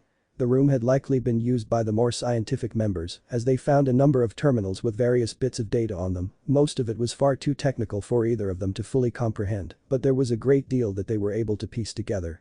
They found the notes on the plan to rewrite Sora's memories and how Namen's powers seemed to work on anyone connected to Sora's heart. They also found notes on the replica project, the one that had been used to make a Riku replica that had even believed it had been the real one thanks to Namen's powers. Finally, Naruto found the file. Number 1. Naruto frowned as he opened the file and blinked at what he saw. Riku. The silver-haired youth stepped over and started reading the files, and the way he tensed showed he understood the implications of what he was reading as well. Could they really have done this? He asked in shock. It fits. And explains her name. All the members have an X added to the rearranged letters of their real name. Look at Roxas, Sora X. So Shion is really number 1 X. Naruto growled out. They created an entirely new being. One that seems to have grown stronger and stronger with memory that Sora lost. This explains what she is, but what do we do about it? Riku asked now. That is the golden question, isn't it?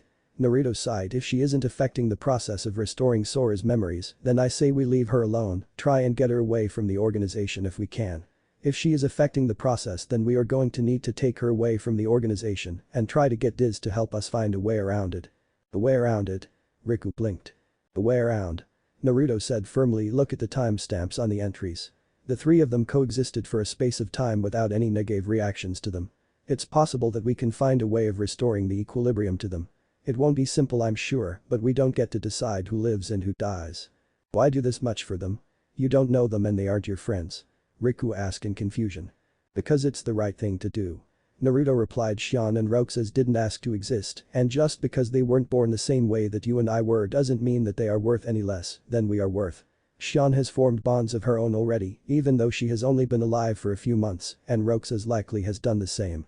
To destroy those bonds would be to continue the cycle of hatred for no other reason than a prejudice towards nobodies and those who aren't born the old-fashioned way.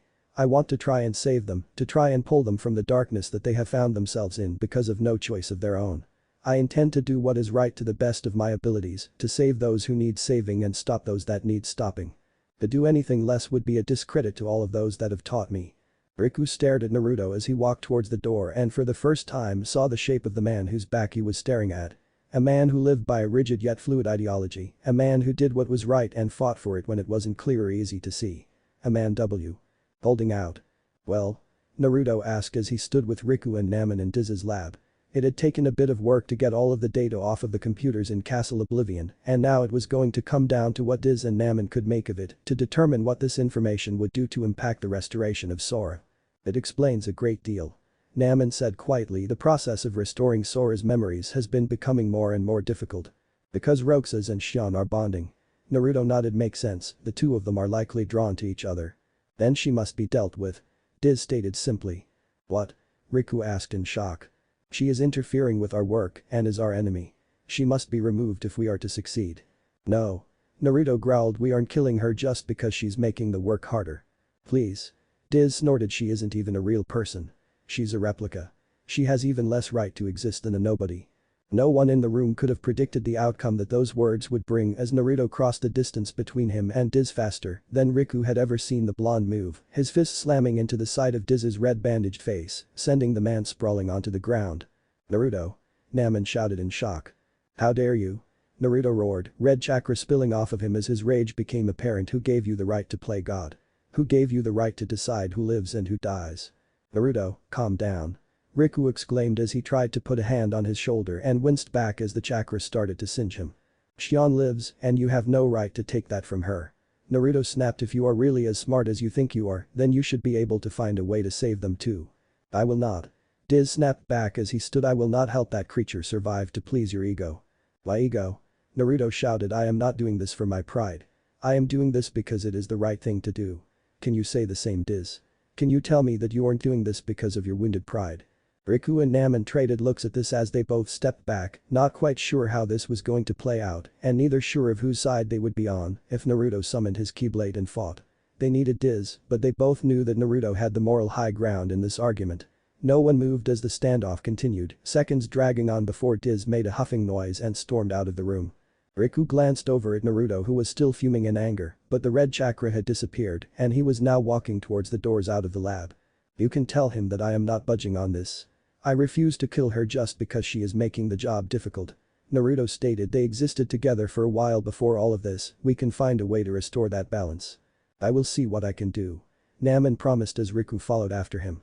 Neither said a word as they exited the mansion and stopped as Naruto contemplated what to do next. He knew that he wanted to save Shion, try and get her away from the organization if he could, especially if they were hiding the truth from her. But he knew that bringing her here wouldn't be an option with Diz acting like he was, and more to the point he knew that organization she would hunt her down no matter what. Then the problem of Roxas appeared. If Shion had bonded with him, she would likely want to help him too. But Roxas was less likely to agree to help them given how their last meeting had gone, or more, depending on how deep his bond with Shion was and if he was willing to trust Naruto. Think I'm being stupid for trying to do this? Naruto asked. No. You are being who you are. Kurama replied with a chuckle, you wouldn't be the man you are if you were willing to throw away a life because they were inconvenient. I think Shion will listen and believe you if you tell her this. But the only way to know is to find her again. Ready? Naruto asked, glancing over at Riku. Yeah. So what's the plan? We find her. Naruto said with a crooked smile, we find her and save her. Nodding, the silver-haired Keyblade wielder opened a corridor of darkness and the pair entered it to begin their hunt. Weeks continued to pass as Naruto and Riku searched the worlds. With so many worlds and no possible leads, they knew that it was the equivalent of finding a needle in a haystack, but neither complained about this as they worked. It wasn't until Riku made an odd request to stop by his homeworld that they finally caught their break, 4 months after their search had begun. Stepping onto the sand, Naruto took a deep breath of the ocean air and nodded at Riku. "And believe you'd want to leave an ocean paradise." Naruto smirked. "It's a tiny world. I wanted to see greater things." Riku shrugged as he smiled a bit, "But I have missed it."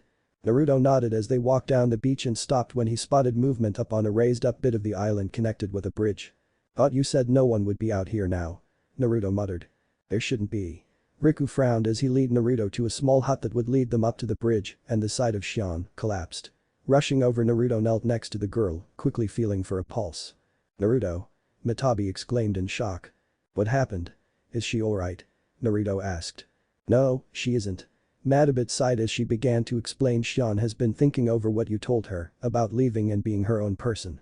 She was trying to find a way to get Axel and Roxas to come with her. During all of this she was having dreams of a boy she doesn't know, and while some of the places were slightly familiar, they were not her memories. She finally decided to learn the truth and sneaked into the organization's main computer. What she learned drove her to Castle Oblivion, and from there Axel and the truth. She fled after what she learned. We've been running from world to world for 3 weeks now." Naruto frowned as he held Shion's hand as Riku helped prop her up. "Well?" Riku asked. "It's getting worse." Naruto said with a frown. "She's getting his memories. They must be leaking through Roxas." "Namen thought as much." Riku nodded. "Anything else?" "She knows the truth. She ran." Riku nodded as he let Naruto pick her up. "What now?" "We take her back to Twilight Town. Once she's awake we help her." "Diz be damned." Riku nodded as he opened the doorway and the two stepped through back onto the mansion's grounds where Shion began to stir. "Welcome back." Naruto smiled as he set her down. "Naruto, what are you doing and where are we?" Shion asked, looking worried. "You're safe now." Naruto smiled. "We found you passed out on Destiny Islands. Riku and I brought you here to Twilight Town." "Why? Why are you helping me?" "Because it's the right thing to do. We might not be friends yet, but Mitabi is my friend just like she's your friend. And I help my friends." Shion blinked at this as she looked at the easygoing smile on his face, knowing that he meant every word that he was telling her. Realizing that Mitabi was right, Shion exhaled slowly as she nodded her thanks. Sitting down on the grass, Shion stared into the middle distance as Naruto sat down next to her and put a hand on her shoulder as he continued talking. "Mitabi told me the gist of what happened. That you learned the truth about who you are." "Don't you mean what?" Shion asked. "No, who?"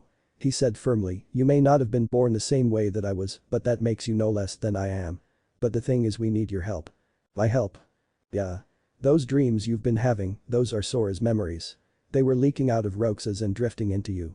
The thing is, the more of them that you absorb, the harder it gets for us to restore Sora."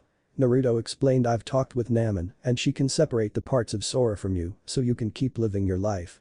But it won't be easy and it will take some time." "She can. I could go back?" Shion asked with a hopeful look. "If that's what you really want to do." Naruto sighed. But that might make us enemies one day. The organization did this to Sora. They took his memories and twisted them all up because they wanted another Keyblade wielder to obey their commands. Are you sure that you want to go back to them? Or do you just want to go back to Axel and Roxas?" Shion blinked as she looked down and thought about what he was saying and about everything that she had seen and learned before she finally spoke. "I just want my friends. But they wouldn't leave." "I understand." Naruto smiled. "We'll see though. If they are your friends, then who knows, they might value you more than the organization just like you." Shion nodded as they stood up and Naruto pointed towards the forest and the way into town. "So want to get some ice cream?" Shion laughed as she ran off. "Last one there buys it." "Oh, you are on. Come on, Riku." Naruto shouted as he took off after the girl with the silver-haired youth, blinking in shock at this as he belatedly chased after the two, getting a sinking feeling that he was going to have to buy the sea salt ice cream when they got there. "I forbid it." Diz growled out in anger. "And I told you it's happening with or without you," Naruto stated, staring down the older man with ease. "This will delay the process of bringing back Sora. It will take who knows how much longer to restore him. And do you think he would want to know that we had to kill 2 people in order to bring him back? No, he wouldn't. We do this the right way, not the easy way." "He's right, Diz." Riku nodded. "Sora wouldn't want that."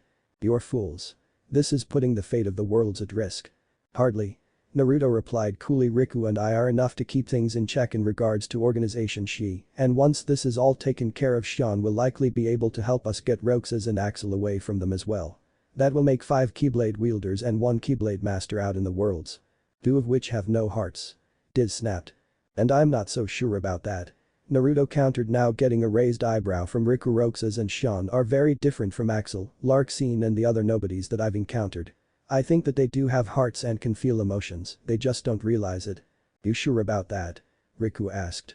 It makes sense in a weird sort of way, especially once you spend time talking to Shion. She has no memories before she joined the organization, and yet she has clear likes and dislikes and has strong protective instincts regarding her friends. You don't get those without emotions to back them. Plus she told me Roxas doesn't remember anything before joining Organization Shi either, so that means that all that anger he had when he fought me was real, and anger is a valid enough emotion. This is besides the point. Diz snapped. I will not allow this to happen. You don't get a say in this. Naruto countered. Besides, Namen and Shion should already be in the middle of their first session. What? Diz roared as he tried to move past the two, only to have Naruto shove him back a step as Kurama appeared in his hand. Don't even think about it. Take another step and I'll leave you in a heap on the floor for a few hours. Naruto said with a scowl. Let's see what Namen has to say after everything is said and done. Just relax. Namen smiled gently as Shion sat down in the chair across from her. I'll try. What will happen? Shion asked. I am going to attempt to start separating your memories from Sora's. But I first need to find out how tightly bound they are and how much work it will take to separate them all. But to do this I need to have unrestricted access to your mind. Namen paused as she glanced at the charm. She will have to let me in, or I will be stopped. Much like when they tried to force me to alter Naruto's memories. Watabi, please. I will watch her, kitten. If she tries to hurt you or tamper with things that have nothing to do with Sora, I will stop her. Watabi warned. After Shion explained the warning, Namen began her work. No one fully comprehended her power, and even she had a hard time explaining how she actually did what she did, but in her mind's eye she could see the person's heart as a long chain, with each link being a memory. While normally the memories would be in a single order, easy to understand and thus detach or reattach as needed, but with how the memories that Shion had acquired appeared, they were jumbled and mixed in with the memories that the girl had within her, making the work even more complex. Tracing back the chain, she started with most recent memory that belonged to Sora and found it quickly enough. As she started on the first memory she needed to separate from Shion, she felt the presence of Watabi staring over her shoulder with golden yellow eyes that radiated a protective ferocity and would guarantee pain if Namen hurt Shion. Shion and Namen sat in the room for several hours that day, and Namen had some success as she had found a number of Sora's memories and had been able to safely remove them, placing them in the drawings that she would return to Sora. There were still a great deal of memories within Shion, a number of them relating to Kairi, and she knew that those would be much trickier to remove due to their age and how long they had been inside of the girl. Are we done? Shion asked. Yes. For today. We can try again as soon as you are ready. Namen nodded. Smiling, Shion stood and walked out of the room as Namen began the next part of her work to return the memories to Sora. So all good? Naruto asked as the two stood outside of the mansion. Yes. Shion smiled. Namen didn't stray to where she shouldn't. She won't. Unless she's coerced. She doesn't enjoy meddling with other people's memories. Naruto nodded. Then again, she's an anomaly. A nobody from a princess of heart, born from the body and soul of another person as they became a nobody as well. I see. She is different from the others in the organization. Even Axel and Roxas. Shion noted. Yeah. She's made her fair share of mistakes, but she is good and I trust her.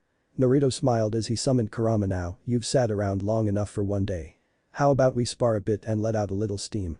Shion nodded as she summoned out Watabi and faced the blonde with a small smile on her face. Well? Riku asked as the four had gathered in Diz's lab again, waiting to hear what Namen had to say about the work that she had been undergoing with Shion for the last week. I've made progress. Namen stated. We were lucky to get her here as quickly as we did. I've been able to stabilize Shion so the bleeding of memories won't affect her as strongly as before and the time away from Roxas has eased the flow going into her. But Naruto remarked. Sora is still leaking memories into Roxas. Namen continued. I am doing what I can to return them from Roxas to Sora, but the process is far from simple and if matters continue as they are, it will likely reach a point where they can no longer coexist. Do not tell me you intend to bring that nobody here as well. Diz remarked with his usual scowl. The thought crossed my mind. Naruto replied snidely, but Roxas isn't on good terms with me like Shion was. We don't have that rapport. And if we try to bring him by force, then it is very likely that not only will he fight hard enough to leave a massive clue as to what we are doing, but it will likely bring the entire organization down on us as they try to recover the last Keyblade wielder they have. So what do we do? Riku asked. Leave things alone. No. Naruto said with a shake of his head. I'll talk with Sean, see if she can help me convince Roxas to come here willingly long enough for us to try and fix this. And if this does not work? Diz asked firmly, are you willing to cast aside Sora to save this nobody? I'm not casting aside anyone. Naruto snapped as he glared at Diz, we play it by ear for the time being, see what we can come up with. Diz huffed at this as he turned to head back to his computer. You are taking foolish risks for beings that should not have ever existed. This will come back to haunt us all. Naruto didn't bother replying as he walked out of the lab and back up to the upper levels, with Riku and Namen trailing him, the two sharing a look that showed how worried the two of them were both becoming over this feud between Naruto and Diz, as well as the implications that it could have if it ever grew beyond heated words again. Once back in the mansion proper, Naruto and Riku went out to the grounds where they had their usual spar, while Namen resumed her session with Shion. Naruto, what are we going to do? I'm not willing to sacrifice Sora. Riku remarked. Not asking you to.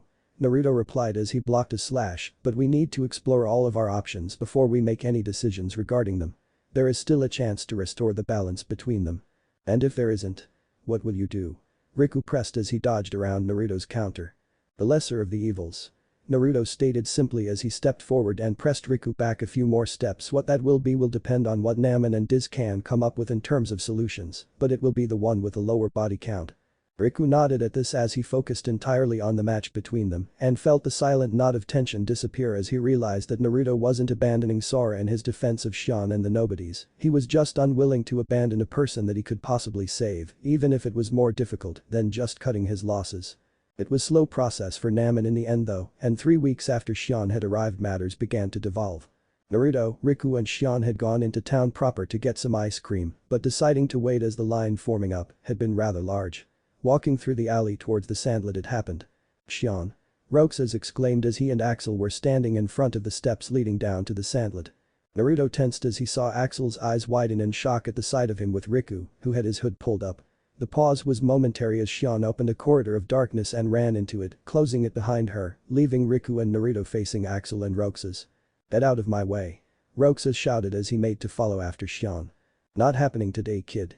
Naruto replied as he summoned out Kurama. Get going, I've got business to talk. Riku only nodded as he turned and made his way towards the underground tunnels and planning on using those to hide how he disappeared. You? What did you do to Shion? Roxas shouted as he struck, a red aura slowly appearing around him. Nothing. Naruto replied as he blocked the strike and sidestepped as one of Axel's chakram went right where his head had been. You're lying. Roxas roared as he swung his keyblade again and again as the aura solidified and he pressed the attack. Naruto didn't say anything as he had to focus on the two opponents and knew that this might be a moment where he bit off more than he could chew. Axel was an experienced enemy and his weapon gave him close and mid-range options, not even taking into account his skill with fire.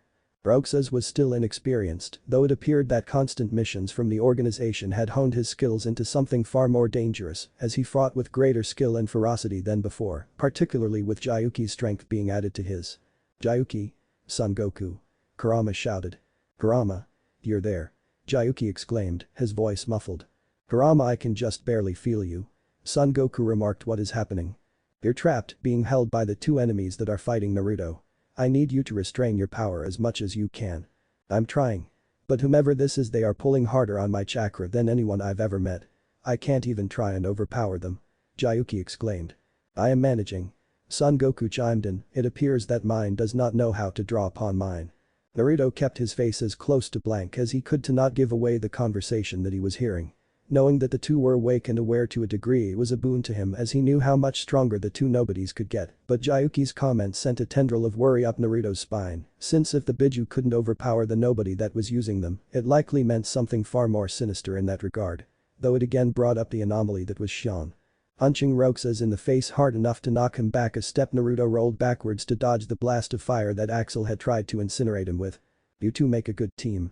Naruto chuckled as he spun Kurama on his fingertips, but I'm not ready to lose here. Roxas glared at Naruto as Axel frowned now and seemed to realize that Naruto was getting serious now. Rushing forward, Naruto struck at Axel first, knocking him back a few steps and keeping the chakrams occupied as he waited for Roxas to strike. The younger nobody didn't disappoint as he struck, and Naruto spun Kurama into a reverse grip that caught the guard of the kingdom key, and with a grin Naruto disarmed the nobody, catching the key-shaped weapon. Swinging Kurama up, Naruto knocked back the 2 chakrams that had been thrown at him as he slammed the kingdom key into Roxas, sending him flying back as the young nobody reacted in a manner that Naruto approved of, sending a Blizara flying at him. "Viraga," Naruto said as he sent the giant fireball flying out of the kingdom key as he pointed Kurama at Axel Slow. Axel slowed to a crawl as Naruto faced Roxas, who looked stunned and angry all at the same time. "Why? Why are you doing this?" Roxas shouted. "The protective friend." Naruto said simply, "I could keep fighting the 2 of you, take back the charms you wear. But there is no guarantee that you 2 would survive the fight. I promised her that I wouldn't kill either of you if we fought, and I always keep my promises." "You promised, Shion." Roxas blinked in shock. "So I'm going to leave now." Naruto continued, ignoring Roxas' comment, "You can choose to try and follow me, but you'd have to leave your friend behind. Or you can stay, and the spell will wear off in a few minutes." But that Naruto turned and walked away, heading into the tunnels himself as he made his way through them, listening carefully as he walked and made sure that he wasn't being followed by Roxas. Once he was certain, Naruto made his way out of the tunnels and from there to the mansion grounds where Riku and Shion would be waiting for him. Why did she run? Roxas sighed as he and Axel ate their ice cream atop of the clock tower. Who knows? But Naruto didn't take her charm. Axel noted, "Saw it on her wrist, so we know that she's safe and she'll come home when she's good and ready." "But won't they turn her into a dusk?" Roxas asked quietly. "Not necessarily." Axel sighed as they continued to eat in silence for a few more moments. "I'm more concerned with the fact that Blondie is working with the impostor." "Yeah. I know he's dangerous on his own, but the 2 of them together." Roxas trailed off. "He could have killed us today." "Nah. We had him." Axel chuckled. "No, he could have." Roxas said firmly, "He had me disarmed and you slowed down to where you couldn't react. He could have taken me out at least, but he didn't." Said he promised her. "I think he meant Shion." "Could be." Axel mused, "Could be that Shion is trying to do something and he's helping her in return for the charm." Roxas nodded at this as he thought more on why Shion was with the impostor and the man who had been hunting organization members throughout the worlds. "You're okay?" Shion asked when she saw Naruto walk back. "Yeah." The blonde nodded. "That was unexpected though. Didn't expect to run into those 2. "Do you think that they'll tell the others that they saw us?" Riku asked. "No question about it. Meaning we need to keep our jaunts into town to a minimum. Probably be best if we use corridors of darkness for a while." Naruto sighed as he noted the conflicted look on Shion's face. "You want to go back? Rejoin the organization?" "I just want my friends to stop fighting each other." Shion remarked quietly, "I know that if they got to know you that they would be your friends too." "Yeah, I'd like to think so too." "I'm going to let Diz and Nama know what happened." Riku remarked as he walked off. "You know Diz is going to use this incident to say that he was right. Let him say what he wants. We know the truth of the matter and that's all that matters." Naruto snorted as Riku chuckled. "I'm sorry that I'm causing so much trouble between the 2 of you." Shion said, eyes downcast. "If it wasn't for me." "Don't talk like that." Naruto smiled as he put a hand on her shoulder. "You did nothing wrong, and Diz and I would have come to a head like this eventually. I don't judge someone based on what they have or don't have, but on what they do and how they act. It's why I don't hate nobodies, because I am sure that there are those among them that are good and are only doing what they are doing out of desperation to try and reclaim something that they lost." Shion glared at Naruto and could feel a small smile pulling at the corners of her mouth. "Thank you, Naruto. If it wasn't for you and Riku I don't know what I would have done." "Don't sweat the small stuff like that. Friends look out for each other." Naruto replied. "So, have you thought about what we talked about before? Now that we know Axel and Roxas are going to be snooping around here looking for you, this might be the best chance that we are going to get to try and convince Roxas to help us." "Yeah. Roxas and Axel are my friends, they'll listen once I explain it to them." Shion nodded. "We'll try and find them tomorrow." "Sounds like a plan." Naruto agreed as they walked back into the mansion, knowing that tomorrow would be an eventful day, no matter how Roxas decided. "And win them all. Ready?" Naruto asked as they stepped out of the corridor of darkness. "I guess." Shion nodded as she glanced down at the streets below them. Riku had gone off at Naruto's insistence, having told him that they still needed to scout out the other worlds that the organization might be going to, and that if it was just Naruto and Shion, then Roxas and Axel might be willing to listen.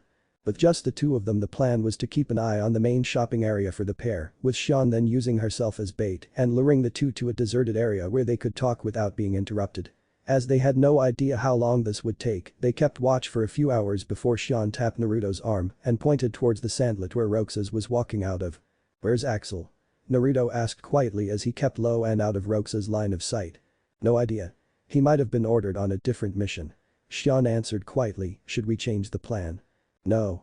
Naruto said after a moment of thought. Roxas is the one we need to talk with anyways. Stick to the plan. Xian nodded as she moved a bit further up and let Roxas spot her.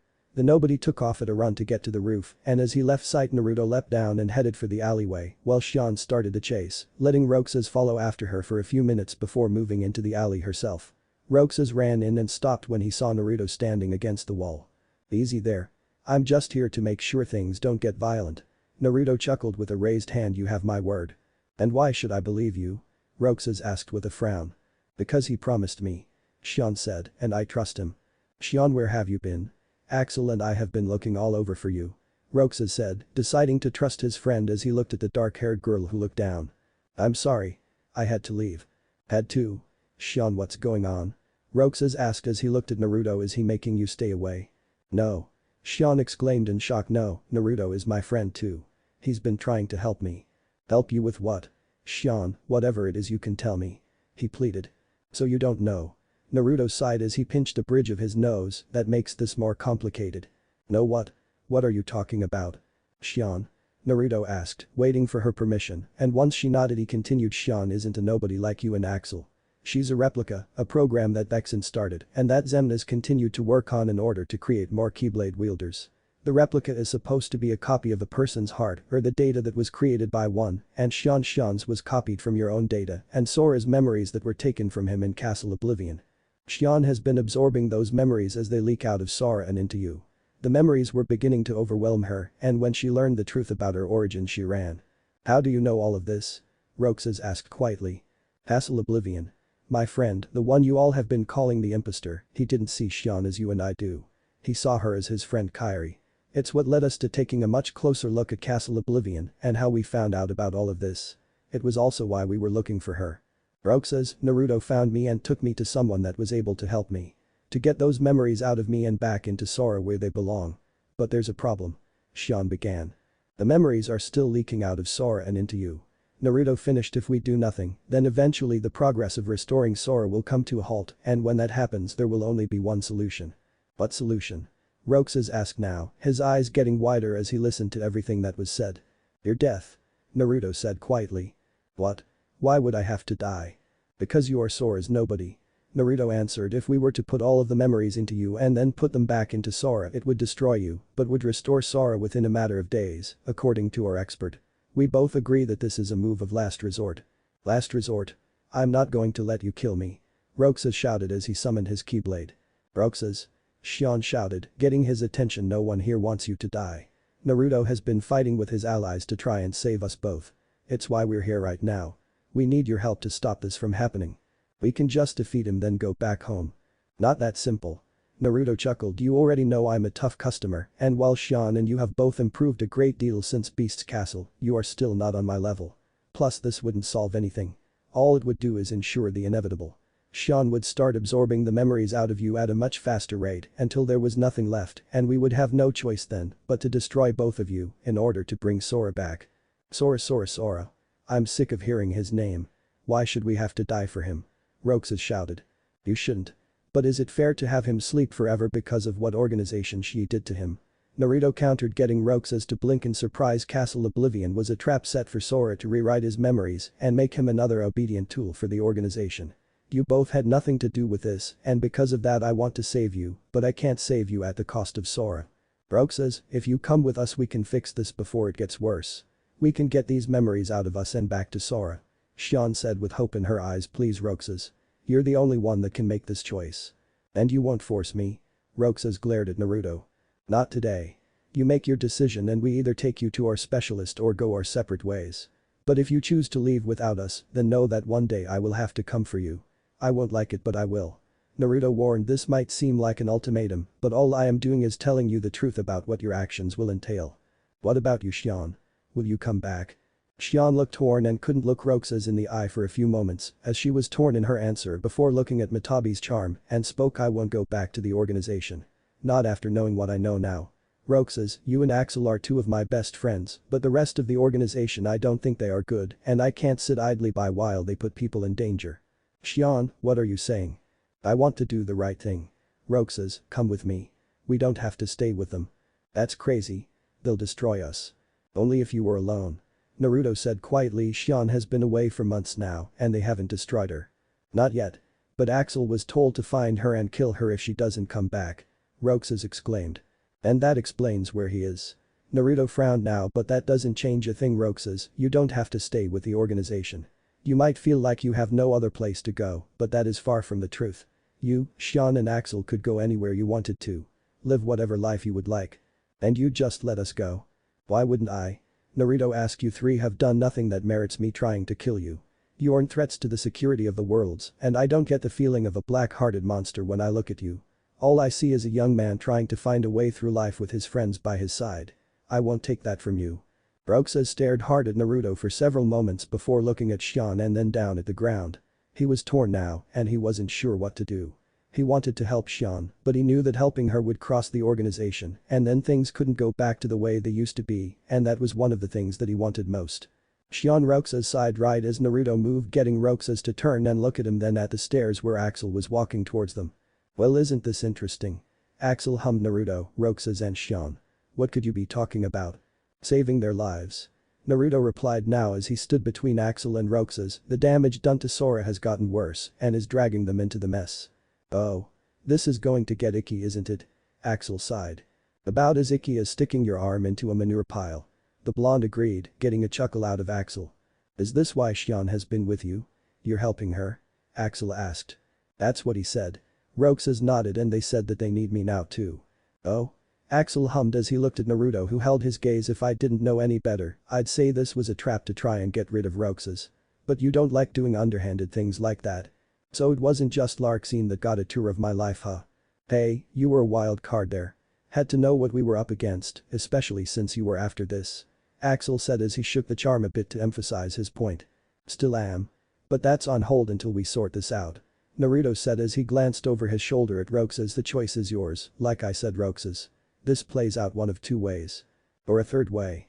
Axel added as his chakram blazed into existence. Try me, hot shot. Naruto replied as Kurama appeared in his hand. I won't swing first, but I am more than happy to knock you down a couple of pegs. Neither one moved as they stood tense and waiting for Roxas to finally give voice to what he wanted to do, while Shion watched with a worried expression, knowing that anything she said would break the deadlock, but not necessarily in the way that she wanted it to. I don't believe you. I think you are tricking Shion into this. Roxas said firmly. Things were fine before now, and once she comes home they'll be fine again. Roxas, Shion said, her eyes wide as tears threatened to fall. Please don't do this. So are you going to keep your word? Roxas asked as he looked at Naruto. Always do. Naruto said as he took a step to the side, not breaking eye contact with Axel. You are free to go and do what you want, but actions have consequences. And that brings us to my part. I've got orders, Shion. You either come back willingly or I bring you back by force. Axel stated simply. Your turn to choose. I'm not going back, Axel. Shion said firmly. I don't want to fight you, but I won't go back to the organization. Axel only sighed as he glanced between Shion and Naruto before sending the chakram flying at both of them. Naruto had Kurama up and a guard with ease as Shion summoned out Matabi and knocked Axel's second chakram up and away from her. As the weapons returned to the taller man's hands, Naruto moved in with a swing of Kurama, keeping Axel on the defensive as Shion moved in from the other side and surprising him with Matabi being completely covered in a blue fire as she struck with a resounding crash that had Axel tumbling backwards as Naruto turned and had Kurama in a defensive block that never met resistance as Roxas hadn't moved or even summoned his Keyblade again. The young nobody looked torn as he looked between Axel and Shion in shock as Axel went back on the offensive and Naruto's own eyes widened as he felt the power of Son Goku flowing into Axel. Shion. He's drawing on it. Naruto warned as he managed to block the next strike, though the intensity of the flames had increased greatly. I know. Shion nodded as she sent a blue fireball at Axel, who sent a chakram flying into it to destroy it. Axel's face was a mixture of annoyance and anger as they fought, and Naruto quickly realized that the power of Son Goku was raising Axel's own strength by such a magnitude that if it had been on his own, he would have been hard-pressed. Skidding back, Naruto launched a Blizzaga at Axel, who used his chakram as a shield to deflect the ice, as Shion struck next with a flurry of blows that even with the flame-covered blade, Axel managed to stand his ground against until Naruto leapt over him with a grin on his face. Block this. Pijadama. Firing off a sphere of destruction, Shion leapt away in a roll as the sphere struck Axel, and as he flew out of the smoking wreckage and into a wall, Naruto nodded to Shion, who opened a corridor of darkness. Take care of him. Naruto said as he looked at Roxas or chase after us. Your call. I'm sorry Roxas. Shion said as she walked into the doorway first with Naruto a split second behind her. Roxas glanced at the closing door for only a moment before rushing over to Axel and quickly casting a Kura spell on him, beginning to heal the worst of the damage done to the man. You okay? Roxas asked after the third healing spell when the taller nobody was standing again, though looking worse for the wear. Nothing a few days of sleep wouldn't fix. Axel chuckled darkly, but you know what this means now. She's being tricked. We just got to get her away from them and she'll see. Roxas? Axel sighed as he stood up and shook his head in resignation, even if she is being tricked. The moment that we tell Sayax that Shion is with Naruto he's going to want us to destroy them both. And this is twice now that Blondie had me. As much as I want Shion back, her being with Naruto has stopped him from attacking us. Roxas didn't answer as they started back, both of their missions failures. You okay Shion? Naruto asked as they sat in a study on the first floor of the mansion. Not really. Shion answered quietly, clearly still shaken from the events that had just happened. Neither of them had expected Roxas to say no to helping them or to think that the truth that they had told him was a lie. The fact that he did and the fact that he was so dead set on bringing Shion back with him, no matter what the cost of that particular action was to himself or others, was both admirable and dangerous. Naruto didn't want to voice what he knew was going to happen next though. Without Roxas' help it was only a matter of time before the memory absorption was just as great as the rate that Namen could restore them, bringing the entire process to a halt. Once that happened Naruto knew that it would mean the end of Roxas' time and the breaking of his promise to Shion about protecting her friends. It was a thought that didn't sit well with him, but at the same time he knew that they were running out of options and time as well. As he opened his mouth to speak Shion spoke up. You did everything that you could Naruto. You did more for us than our own organization has for us and more than most people would think a nobody or a replica are worth. I know you're going to have to go after Roxas again. That you are going to have to capture him and bring him here by force. I want you to know that I free you from your promise to me, that you can do what you have to in order to bring Sora back. Shion Naruto whispered in shock as he looked into the girl's eyes. The pain and fear were still there, but a steely resolve was solidifying behind those blue orbs, one that showed she wouldn't be broken so easily now. I trust you Naruto. You're one of my best friends and I know that you will do what is right. I'll do my best Shion. Naruto nodded. It might not get that bad just yet. We'll see how things go first. Shion only shook her head at this, as she knew that it would get that bad, but she knew that Naruto's words weren't just meant for her, but as a wish he was putting out into the world as a means for somehow finding a way to solve this problem without having to take the life of another person. So that is how it is. Xemnas mused from his throne as Axel and Sayax had just finished telling him of what had happened. It would appear that our little replica has become quite dangerous. You are certain that it is drawing on the charm's power to such an extent? Yeah. She packs a punch now, and if I didn't have a charm of my own she'd have gotten me. She could probably take down 2 maybe 3 of us even with their charms. Axel nodded. How interesting. It is a pity that we will have to destroy it, it could have been such a useful test subject. Xemnas remarked the matter of this other wielder of the Keyblade. You have encountered him several times now Axel, and he has shown up several times now in worlds where we are conducting missions. I would know your thoughts on this young man. He's dangerous. Axel stated fast, strong, and when pushed he can be absolutely ruthless. Last 2 times I fought him he had me dead to rights. He's looking for the charms and says that they belong to him. But he's letting Shion keep hers so that might be a lie. Or it is the truth and he is letting it keep it as it is clearly helping him. Xemnas offered Sayax. How many worlds has he been sighted in? 6 if you count his appearance in Castle Oblivion. He has appeared the most often in Beast's Castle and Olympus Coliseum, though the latter has decreased after Demyx fled rather than fight him. He targets worlds where we appear the most often, and the impostor has been sighted with him multiple times. I see. And you believe that he possesses one of the charms? Yeah. A fox one. Axel nodded. His is different than ours though. It's active and protected him from Namen. How very intriguing. Xemnas nodded. He is one of the Keyblades chosen, and I would rather avoid killing him as he could prove quite valuable in accomplishing our own goals. If he continues to be a threat to us we will of course remove him. And the replica? Sayax asked. Kill it. It knows far too much about us and cannot be allowed to roam free. Inform the rest of the organization about Shion and its true nature. And they are to recover the charm if it still has it. There is no sense in depriving ourselves of a resource. Axel frowned now as he looked like he wanted to speak, but simply made a displeased noise before disappearing within a corridor of darkness, with Sayax doing the same moments later. Shion absorbed new memories. Namen informed Naruto the day after their failed attempt to bring Roxas. They were in her own room at the moment, with a session with Shion having just ended and the girl going off to spar with Riku a bit when Namen had asked to speak with Naruto. She did. Naruto blinked in shock. It appears that being near Roxas like that was enough for her to absorb memories from him. They were not chained tightly and I was able to bring them back to Sora with ease, but if she were to come into contact with Roxas again, she could absorb a great deal more and if we had brought him here it might have been a lot worse. Naruto nodded. Have you told Diz yet? No. I wanted you to know this first and see what you thought about it. It means we are going to have to change our approach to handling this. If Shion is absorbing memories from Roxas when he's near, we can't just bring him here. We would need a secondary facility or somewhere that the two wouldn't be too close to one another. So what will we do now? Namen asked with a slight frown as Naruto motioned for her to follow him as he walked down the stairs and opened the front door to see Shion blocking a slash from Riku. Okay, you two, meeting time. Me too? Shion asked in surprise, used to being left out of the private meetings between the four.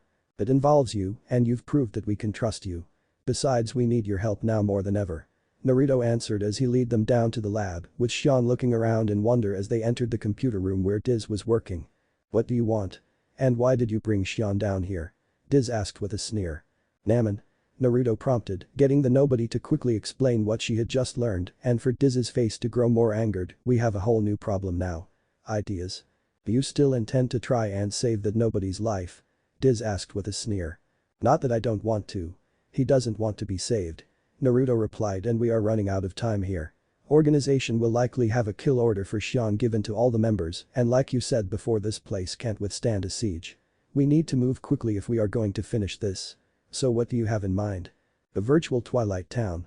I can make a data copy of this world and the hearts of the people that live here. We can place Roxas within it while Namen does her work. He will live out his last few days unaware of what he truly is.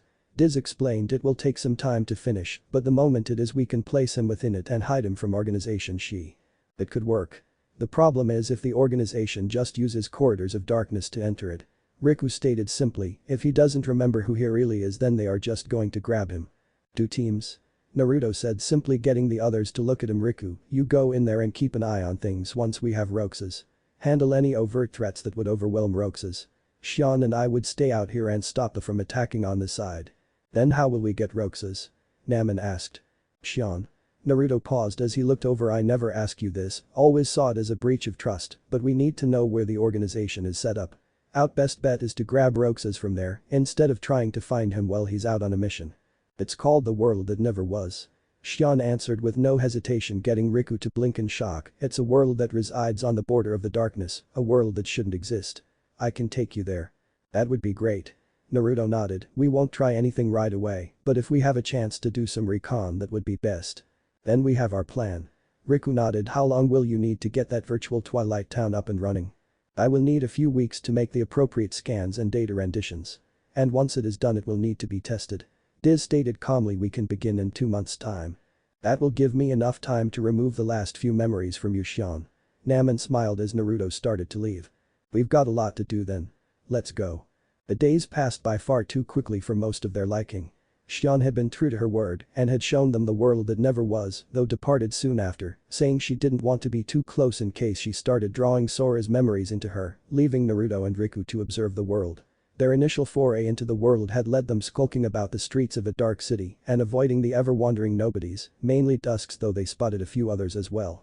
They had learned that getting up into the castle would require them to open a corridor of darkness directly into it, as they had been unable to find the actual means of entering it, an idea that they were not thrilled with but were prepared to act on if they couldn't find a different means of getting to Roxas.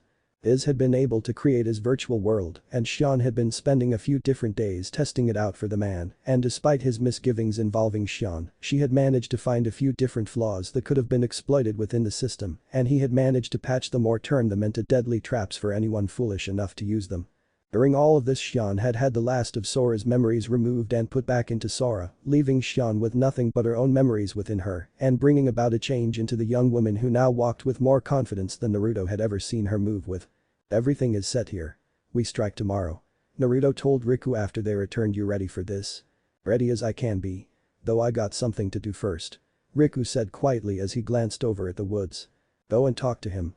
Naruto smirked, already guessing who was in the woods. Give Mickey my regards. And Riku. Yeah? You know that I look out for Sora too. If worst comes to worst and you don't think that you can face him, I'll keep him safe until he's back to full strength," Naruto promised. "I know. But who will keep you safe?" Riku asked with a cocky smirk as he walked off. "Naruto, do you have a second?" Shion called out from the mansion. "Sure thing, Shion," Naruto replied. The air was tight with tension as they walked through the streets of the dark city.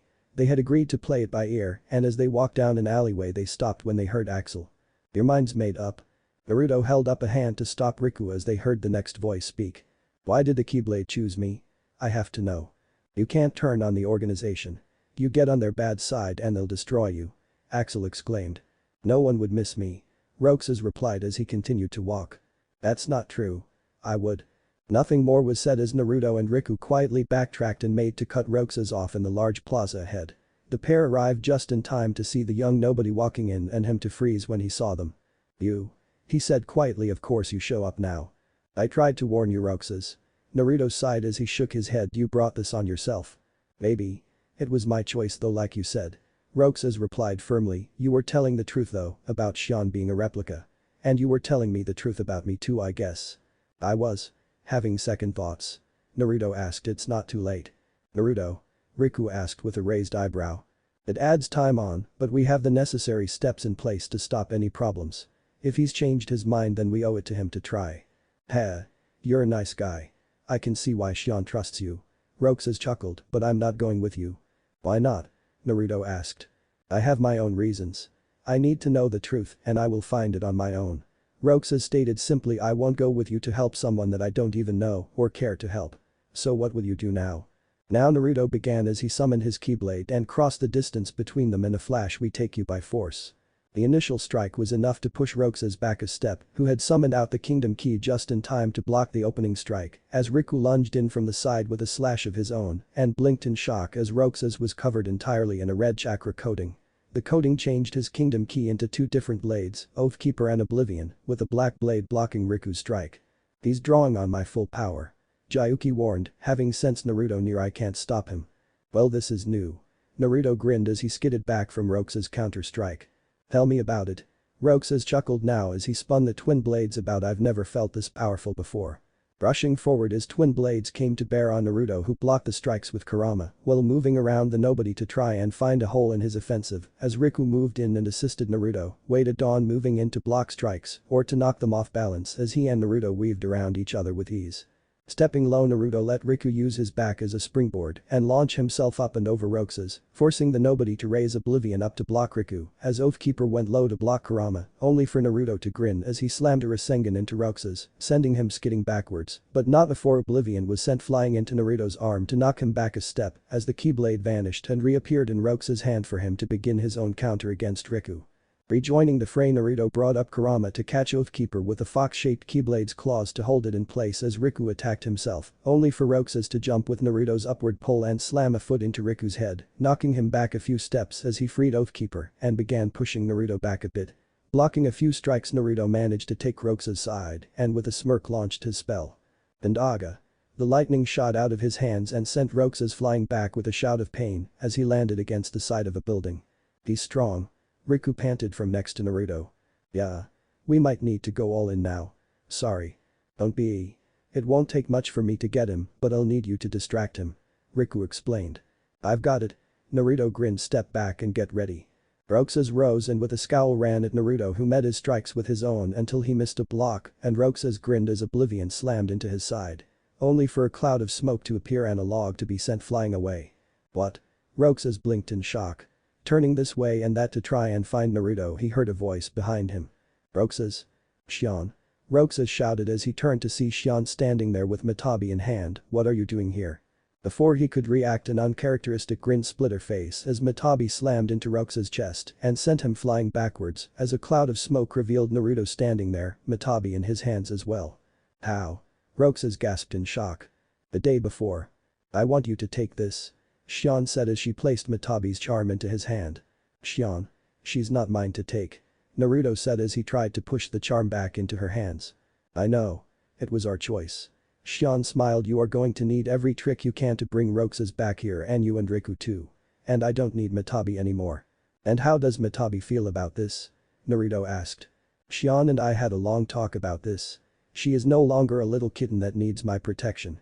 Shion is a lioness and I pity anyone that crosses her. Matabi replied firmly, you on the other hand need me more than ever Naruto. If you're sure. Naruto nodded as he took the golden charm and watched as it changed back to Matabi's normal blue and black coloring. As it changed Naruto felt a piece of himself slip back into place as knowledge of what was lost returned to him and a grin split his face as he made a quick hand sign and shocked Shion as he now looked exactly like her. Looks like I got my transformation and substitution jutsu back. Back? You lost them? Shion asked in shock. That and so many other skills. But this answers what happened to them. Naruto nodded as he returned back to normal, but now I have a few new tricks to use against Roxas, plus Matabi's power as well. Present time. The how doesn't matter. Naruto replied Riku. There were no other words of warning as Riku began to draw on his own darkness and his form changed. Gone was the silver-haired youth, but now stood a tall bronze-skinned man with long straight white hair. His shadow rose up as a monstrous form and shot forward before Roxas knew what to do as it brought him into a bear hug that squeezed the air out of Roxas and knocked him out in a matter of seconds. Damn. Naruto whistled as Riku pulled up his hood to hide his features. It had to be done. Any longer and the organization would have shown up. Riku said as he picked up Roxas, right as dusks began to appear. Spoke too soon. Naruto chuckled go, I'll take care of them. Shion should be on a different world until tonight, so go straight there. Got it? Riku nodded as he opened a corridor of darkness I'll come back and get you once I'm done. Don't. I'll get back on my own. Naruto stated simply as he slammed a hand onto his armor, donning it fully now go. With that shout Riku disappeared into the darkness with Roxas as Naruto stood in his full armor as the dusks gathered before him. Come on then. Naruto said with a smirk as Matabi was coated in blue fire, I'll teach you what happens when you play with fire. Summer's over. It was the first morning after Roxas had been placed into the simulated Twilight Town when Naruto finally arrived, flying down and landing on the ground, one hand resting on the grass outside of the mansion as he placed a shaking hand over the pauldron that would revert the armor again. Naruto. Shion exclaimed as she ran over to him, having seen him descending from the second floor and quickly leaping down to ground level before sprinting out the door. Gone was her organization coat, revealing her new choice of wardrobe that she had decided to buy on a trip into town proper, a dark purple double-button shirt paired with a black skirt that reached just past her knees with a pair of black boots, went up to mid-calf. The trip had taken quite a bit of time and was a stark reminder to the blonde that he understood very little about shopping with a woman as one of the local girls, Alette had even come over to help her with her choice. Hey Naruto groaned as he stood up shakily, with a smaller girl going under his arm to support him as they walked in. We all good here? Yes. She nodded as they moved towards the stairs that would lead to the lab. Roxas is in the other Twilight Town with Namin and Riku. Diz is keeping an eye on things right now, though he did ask to see you when you got back. Of course he did. Naruto grumbled as they walked down the stairs. Entering the computer room itself they found the man sitting in front of the terminal with the images of the fake Twilight Town present. It is good that you have returned. Diz remarked though ashamed that Riku had to pay such a price. We understood the risks. Naruto stated as he walked over and looked at the screens, his hand resting on the chair with a tremble that got the older man to glance at him. Are you unwell? Exhausted? Naruto said wasn't just dusks and creepers. Near the tail end of that fight started seeing a few new ones that I'd never fought before. The ones with the claymores and the ones that make those almost invisible cubes were getting hard to fight when they started showing up in waves. Berserkers and sorcerers. Shion supplied, getting Naruto and Diz to both look at her in surprise. They're higher level nobodies, but nowhere near as strong as a member of Organization Shi. Berserkers report to Syax while sorcerers report to Xemnas. Remind me to pick your brain later. Naruto grinned weakly as he refocused on Diz. Namin and Riku in there? Yes. Riku is keeping his distance for now. Diz remarked as he typed a few commands and frowned, though it appears that we already have an intruder. Blinking Naruto glanced at the screen and saw the dusk that had gotten in as Roxas faced off against it.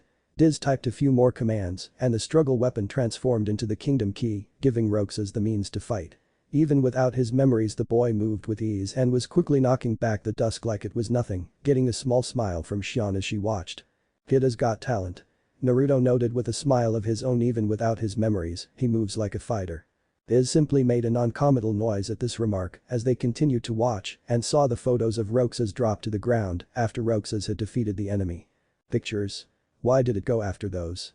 Shion asked with confusion. Dusks aren't the brightest creatures, I'll admit, but they would know the difference between a picture and Roxas. Due to both being data it could not likely tell the difference at this time. Diz answered, we were lucky only one managed to get in at this time. We will need to be more careful. As long as it's the low-level grunts then I'm not too worried about it.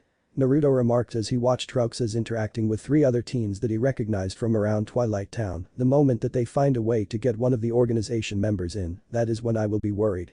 Depending on who they send, it might be more than Riku can handle. Diz remarked, even with his new powers. If that happens, Naruto can go in and handle it. Sean replied, I can keep things safe here by myself if I have to. Let's hope so. If they decide to go at it from both sides, we will be in big trouble. Naruto nodded. I'm going to lay down for a while. Let Riku know that he can exit whenever he likes. They aren't going to send a main member in right out the gates until they are sure they know where Roxas is. Iz grunted in acknowledgement as Naruto walked back up the stairs with Shion close behind. The girl didn't say a word as she made sure that Naruto was back on his cot before she stepped outside, stepping out fully past the gates when she saw the doorway opening and a familiar red-haired person stepping out. Why do I always get the icky jobs? Axel. Shion nodded when she saw him. Shion. Axel sighed as he shook his head. Where's Roxas? Not here. Shion said firmly. Don't screw around, Shion. Axel snapped Naruto, and the impostor took him as he was leaving. Now where is he? Not here. Shion repeated as she stared down the man who just shook his head. The two of you two think that you can just do whatever you like. Axel growled out as he looked at the girl. Well, I'm sick of it. With that shout, he summoned his chakram to his extended left hand, a menacing red aura appearing around him. You go ahead and keep running. But I'll always be there to bring you back. A sad smile began to appear on Shion's face as she held out her own hand, summoning forth her new keyblade. The grip was a steel gray rod with the guard being the same color as it wrapped around the rod in an oval shape. The chain leading down to the keychain started as black at the base of the guard, and each link faded out to a white color where it connected to the keychain, that was a circle with a mottled blue and white pattern. The blade matched this coloring as it extended outward like a flame in a wavy pattern that stopped at the last bit of the blade, where the teeth were a saw-like shape. Axel looked surprised at the change in the weapon, but this didn't slow him, as the chakram went flying towards Shion, who deflected them with a simple guard. As the weapons returned to Axel's hands, Shion rushed forward, bringing the blade down in 3 rapid swings, letting the strikes bounce off of the weapons, before she sidestepped Axel's attempted counter, that had her own hand slapping into his side as she spoke. Blizzaga. The ice shard slammed into Axel, knocking him across the grass as Shion stepped back a step before rolling to the side, as a chakram went flying at her with enough force that it created a shockwave. Standing, she saw Axel closing the distance again, his chakram spinning as he swung them at Shion, who blocked them as she was backed up towards the forest before she grinned, let her block send her flying back into the shade of the trees. As Axel chased after her into the forest, he frowned when he couldn't see her and twitched when he heard her giggling laughter. Just going to hide, Shion? Axel shouted. Before the nobody could react, Shion struck, her blade hitting him in the back and forcing Axel to roll forward as he turned and tried to send his chakram flying at her, only to find her gone again and her laughter ringing out again. Turning, he tried to spot her, expecting her to come rushing at him, but every time it was only the sound of her laughter as she would disappear in the shadows cast by the trees and strike when he wasn't looking, only to disappear again. After the 4th hit, Axel let out a roar of anger as he created a ring of fire around him and blinked when Shion reappeared inside of it. What was that? He asked with a scowl now. I've picked up a few new tricks. Shion said as she moved at him, her keyblade swinging down. Axel moved to block it and blinked when there was no resistance before cursing as he was knocked to the side as she appeared to his left and let her weapon slam into him. Ugh, how do you keep doing that? He asked, his face annoyed and intrigued all at once. A replica isn't meant to exist, even more so than a nobody according to some. Shion remarked as she stepped to the side. That's got nothing to do with what I asked. Axel frowned. But it does. Shion smiled now as she swung her weapon at Axel, who instinctively moved to block and was again made to look like a fool as there was no attack coming from that direction, and this time it was a kick to his lower back that sent him off balance. Rolling away from Shion, he faced him with the same confident grin on her face, if you can manage to see it. Axel blinked as Shion continued her offensive. This time he resisted the urge to block her attack as her vertical slash came at him, and he was immediately cursing as it landed home, forcing him back a step as she continued the onslaught. Every time Axel moved to attack or block, Shion vanished from sight only to reappear in a completely different place, her own attack striking him before he could even hope to respond. That does it. He shouted, sending a blast of fire out around him and noticing Shion flickering into view a few steps out of range, looking a bit winded but otherwise unharmed. I'm not going to just sit here and let you run all over while Roxas needs us. Don't you care what happens to him? I thought he was one of your best friends. I do care. Shion said quietly, but Roxas made his own choice, just like I made mine. Pausing, she shook her head sadly. Up until the end, Naruto offered him the chance to save himself, a chance to save all 3 of us. But Roxas wouldn't listen. What happens now is the consequences of his own choices. All I can do now is what's best for everyone. And how do you know? Axel demanded. How can you be so damn sure that this is right? Because I know that Naruto is good. That he wouldn't be doing this if he thought it was evil. And I trust him. Can you honestly tell me that you trust Organization Shi? After everything that they have done? After everything that they have ordered you to do? Xian countered now, seeing the conflicted look in Axel's eyes. It's not too late, Axel. You don't have to stay with them. Heh. Is that what you think? Axel chuckled. Sorry Xian. My path is set in stone. I'm bringing both of you back. Even if it kills me. Throwing a chakram at the girl, he saw the weapon go right through her, causing her to dissipate like a phantom as he turned, bringing the other chakram up in a block to his side, where Xian reappeared only to hear her laughter as she disappeared again and reappeared right in front of him, her keyblade swinging right into his stomach. You're catching on. Xian noted, but you don't understand it yet. Ugh. What, are you teleporting like Zigbur? Axel grunted as he stood back up. No. Zigbur moves through space, what I do is something very different. Xian shook her head. Guess you could thank Matabi for awakening this power within me. My true strength, a power unique to me. A power that I am going to use to protect those that are important to me. Axel scowled now as he tried to figure out what to do when he heard a noise behind him. Turning, he blinked in shock as he saw Naruto standing there now, Matabi balanced on his shoulder.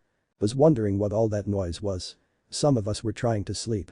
The blonde grumbled. You looking for a fight here, Axel? I'm looking for my friend. Axel snapped as he was about to lash out at Naruto, stopping when he saw Xian take a step towards him, intent on stopping him. Give it up, Axel. Rox has made his choice and has to accept the consequences of it now. I'm not going to let you stop Sora's reawakening. Naruto said firmly. Axel scowled as he looked between the two Keyblade wielders before opening a doorway and stepping into it. I'm not giving up. I will bring you two back home. Axel said firmly, once I get Roxas, I'll come back for you, Xian. But that Axel shut the doorway and disappeared, leaving Naruto standing there to look at Xian, who had a sheepish grin on her face. You took a big risk there. So did you. You're not in any shape to fight. Xian countered. Maybe. I only caught the last bit of that fight. What were you doing there? Naruto asked as they started back towards the mansion. I used the power that Matabi helped nurture. Xian smiled. I'm a replica of a nobody built from the memories of a whole being. In all the laws of how the world works, I shouldn't exist. So using that, I ceased to exist for a few moments. You temporarily erase your own existence, disappearing from the world? Naruto asked in shock. Vanishing point. It's what Matabi and I called it. I step into this sort of shadowy world that lies underneath the real world. From there I can move around freely and reappear at will. I can't stay in there too long though, or I might get stuck and really cease to exist. And I can only use it a few times in a row before I start to get tired. Xian explained. Matabi and I practiced with it a lot before you went after Roxas. It's why she was comfortable returning to you. I told you that you didn't need to worry about her. Matabi chuckled. She just said I told you so. Naruto chuckled as they walked back into the mansion. Of course she did. She is usually right. Xian giggled. That's why you were keeping him talking. You were buying yourself time to recover. Yeah. Axel's too strong to go head to head like that. I needed to keep him off balance for as long as I could, and since he was so willing to talk, I decided to use that to my advantage. Naruto simply shut his eyes as he let the reality of Xian's power sink in. The ability to fade from existence and reappear at will wherever she wanted. Depending on how many times in a row she could use that power and how powerful her enemy was, she could easily defeat any number of opponents. The thought became more troubling as he considered what she could one day do if she learned how to harness that power more completely. Up until this point she had only practiced with it for a few weeks and with the aid of Matabi to make sure that she didn't overexert herself or give her a boost if she started to get too tired. It was going to require a great deal of training on her end to really harness that power and its full potential. You might just be one of the most dangerous warriors that the worlds have ever known. Naruto admitted as he walked up the stairs. Maybe. But you and Riku are way stronger, I think. We'll have to wait and see about that. Was his reply as a yawn crept up on him. For now, I really am going back to bed. Try not to get into any more fights while I'm asleep. No promises if Diz keeps giving me those dirty looks. She called out. I said fights, not smacking around, and arrogant was all he said as he made his way towards his cot. You were unsuccessful. Xemnas remarked as Axel appeared on his throne. The remaining members of Organization Shi had all gathered, most worried over the recent assault that had taken place that had destroyed a significant amount of nobodies, along with the loss of their number. Shi. We were wrong about Xian's strength. Axel stated she's stronger now than she was before. Once she got serious I couldn't touch her, and when Blondie showed up it was better to retreat. All I can say for sure is that Roxas isn't in Twilight Town. Not that Twilight Town. Syak stated, one of the Dusks did manage to escape and report what it had learned. It appears that the man who has been sheltering our enemies has created a virtual version of Twilight Town and placed Roxas within it, even going so far as to have the witch place new memories inside Roxas to make him more likely to fight off any rescue attempts. Heh, that's pretty clever. Zigbert chuckled. A nuisance. Zaldin snorted, we send a large enough group of nobodies they will take Roxas by force and bring him back here. From there we snap him out of whatever the witch has done to him or leave him like that. As long as he continues to destroy Heartless it doesn't matter what is in his mind. I don't know guys, he might try and fight us. Demix noted with a worried tone, I mean, he did beat you up Syax before he left. Syax glared at the other man who just held up his hands in an attempt to placate his colleague. It is a valid point. Luxord hummed, Roxas is far from weak and if he fights seriously he will be a threat. We need to consider all of the odds before we place our bets. We do have a few options left.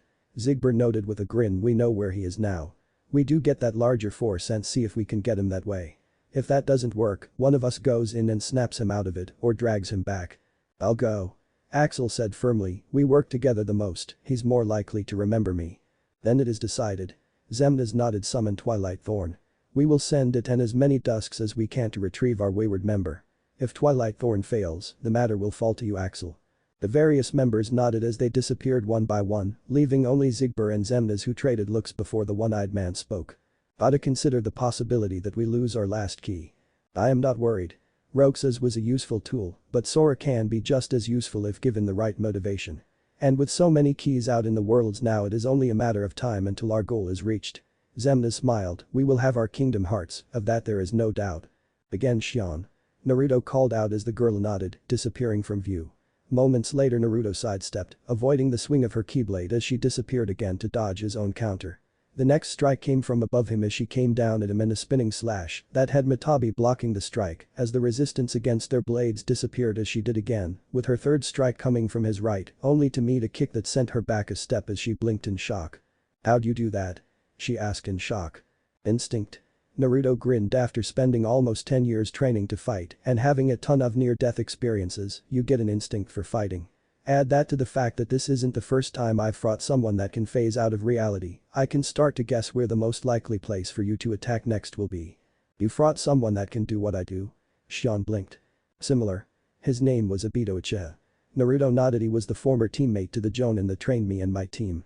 Obito was able to enter this pocket dimension called Kamui, either with his whole body or just a part of himself.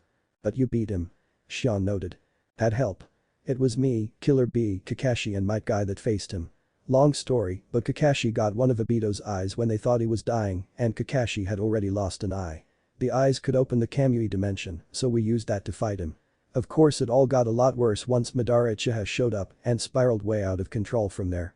Naruto said, shaking his head as he stared up at the sky, I don't even know how long it's been since that day, feels like years. Sorry. I didn't mean to bring up bad memories. Xion apologized. Don't be sorry. Can't tiptoe around it. Naruto sighed as he let Matabi disappear, come on, it's been quite these last 2 days. Let's go and check on Roxas. Xion nodded her agreement as they went down to the lab to find Diz at his usual spot in front of the computer as he typed a few commands and frowned at what was showing on the screen. Roxas wasn't in Twilight Town at the moment, though he was still within the virtual world that Diz had created, and as Roxas fought off the Dusks that were coming towards him, Naruto blinked at what he was seeing. Are they in Sora's heart? Yes. I am uncertain as to how this has happened, but it appears that they have managed to enter the virtual rendering of Sora's heart within the simulation. Diz said as he typed some more. What's worse is that we are unable to have Riku move in to assist, as he would be unable to enter such a place, and there appears to be a powerful nobody that managed to fight its way past the security measures that I put into place. Powerful nobody? What does it look like? Xion asked as she moved closer. Larger than any nobody that I have seen before now. It looks like it is wearing some kind of armor. Diz explained. Twilight Thorn, Xion muttered in worry as she glanced at Naruto. It's Organization Shi's version of a dark side, you could say, although there's only one. It's powerful, very powerful. As bad as an organization member? Naruto asked. No. Xion said after a moment of thought, it has a lot of power, but it's not as smart as one of the organization members. It does have a sort of cunning, but it prefers straight up violence to get its missions done. And whom does it report to? Diz asked. Anyone in Organization She can order it around if they want, but it's only allowed off-world if Xemnas gives permission. Xian explained that they sent it after Roxas means that they aren't taking any chances. They know that he's there and that he will fight back if approached. They know we have Namen with us. Naruto nodded. The organization isn't stupid. They probably put all the pieces together and realized that we rewrote Roxas' memories before we put him in there. They are going to knock him out first, then take him back. They will find that much harder than they believe. Diz remarked as on the screen Roxas was doing battle with the giant nobody and doing very well as he was using his smaller size to his advantage as he struck it again and again with the kingdom key. If they sent Twilight Thorn now it means that one of the organization members are going to be next. We need to be ready. Xian said quietly. Is Riku ready in there? Naruto asked. Yes. He will move in at the first sign of their presence. Was the older man's reply as he typed a few more commands. I have also activated a few commands that will halt time within the simulation should the presence of a nobody be detected. It will allow us time to respond without matters within the simulation deteriorating any further. What do you mean further? Naruto frowned as he looked at Diz. Something going wrong? They are not just hollow imitations, they have data renditions of hearts as well. They are aware of the world around them and are capable of acting and seeing things. It is because of this that they are noticing odd things happening, and the more that they happen or the more that we intervene the more that they will try to unravel the mystery, much like they would do if things like this happened in our reality. Is stated simply, looking at Naruto, the more Organization She makes waves, the more the data versions of the people will notice and begin poking the simulation. It could eventually lead to the destabilization of the entire simulation if allowed to go too far. What happens then? Naruto pressed. Cataclysmic failure. Sora's memories that are not restored will be destroyed, and likely Roxas along with them. Sora will be stunted in ways that we cannot begin to understand, and anyone that is trapped within the simulation will perish as well. Diz said after a moment. And you just put them in there knowing this? Xian asked in shock. I was not in favor of this plan to begin with. Diz snapped, glaring at Xian, who glared back. This is merely the best out of a bad situation that could have been avoided. You're towing a line, Diz, and Riku isn't here to stop me this time. Naruto warned, causing Diz to look at Naruto in surprise. We're already in the thick of it now, so less complaining and more solutions. How much longer will it take for Namen to finish? 3 more days. Diz replied, the rest of the memories will be restored in the next 2 days, but to assure that he awakens properly, Roxas will need to return to Sora on the final day. And it's safe to assume that someone from the organization will be inside the simulation sometime within the next few days. Okay, keep an eye on things and we see if Roxas can handle matters. Riku is one of our trump cards in there and I don't want to expose him too early if we can, otherwise they will likely hit us with a lot more firepower than we can stop. And I do have one more trap that will handle matters if a member arrives before the final day. Diz stated it will only work the one time however. Flailing in the darkness, Roxas could reach out blindly until he felt a hand grab his and a blinding light pull him from that strange place where he had fought those things to a large white room with white objects strewn around and the girl that he had seen earlier sitting on a raised up section. As Roxas took a step forward to try and speak, the girl held up a finger to her lips in a shushing motion. My name is Namen. She began. Roxas, do you remember your true name? Roxas looked confused and was about to speak when a man in a black coat with a hood pulled up stepped up. Namen, that's enough. But if no one tells him, she began. We cannot risk it now. He replied as he looked at Roxas, who frowned at him. We are running out of time and can't afford any more delays. Hey, you're that pickpocket. Roxas shouted. Holding up a hand, the man somehow created a doorway of dark energy that stunned Roxas right before he got shoved into it, sending him back into the virtual Twilight Town. We should tell him, Riku. Namen insisted. It could undo the memory alterations that you did. Riku said, shaking his head. Diz already told me that Xian and Naruto fought off Axel a few days ago. The organization is already moving in faster than we would like. We can't afford to have new variables added in now. He paused as he looked at the girl. I know you want to help him and I don't like this any more than you do. But he chose his own path. All we can do now is carry out the plan that we agreed on. Namen looked down at this, not wanting to agree with Riku about how Roxas should be handled, but understanding what he was saying and the why as well. Standing now, Namen opened her own doorway and returned to the room where she would continue to draw the memories and return them to Sora. The day following Roxas' encounter with Twilight Thorn didn't prove to be any better, as Axel had arrived to try and take Roxas away during the Struggle tournament, though the younger nobody managed to fight him off long enough for Diz to activate the security measures he had placed that forcibly remove Axel and the other nobodies that had breached the simulation. It was now day 5, and as Roxas went around Twilight Town with his friends to find the 7 wonders. Each instance proved mysterious to Roxas but was explained away by his friends easily due to Diz's coding, and for Naruto who was watching the screens he could see the source being nobody's attempting a new means of weakening and capturing Roxas, though 2, 3, 4, and 5 were all overcome with ease.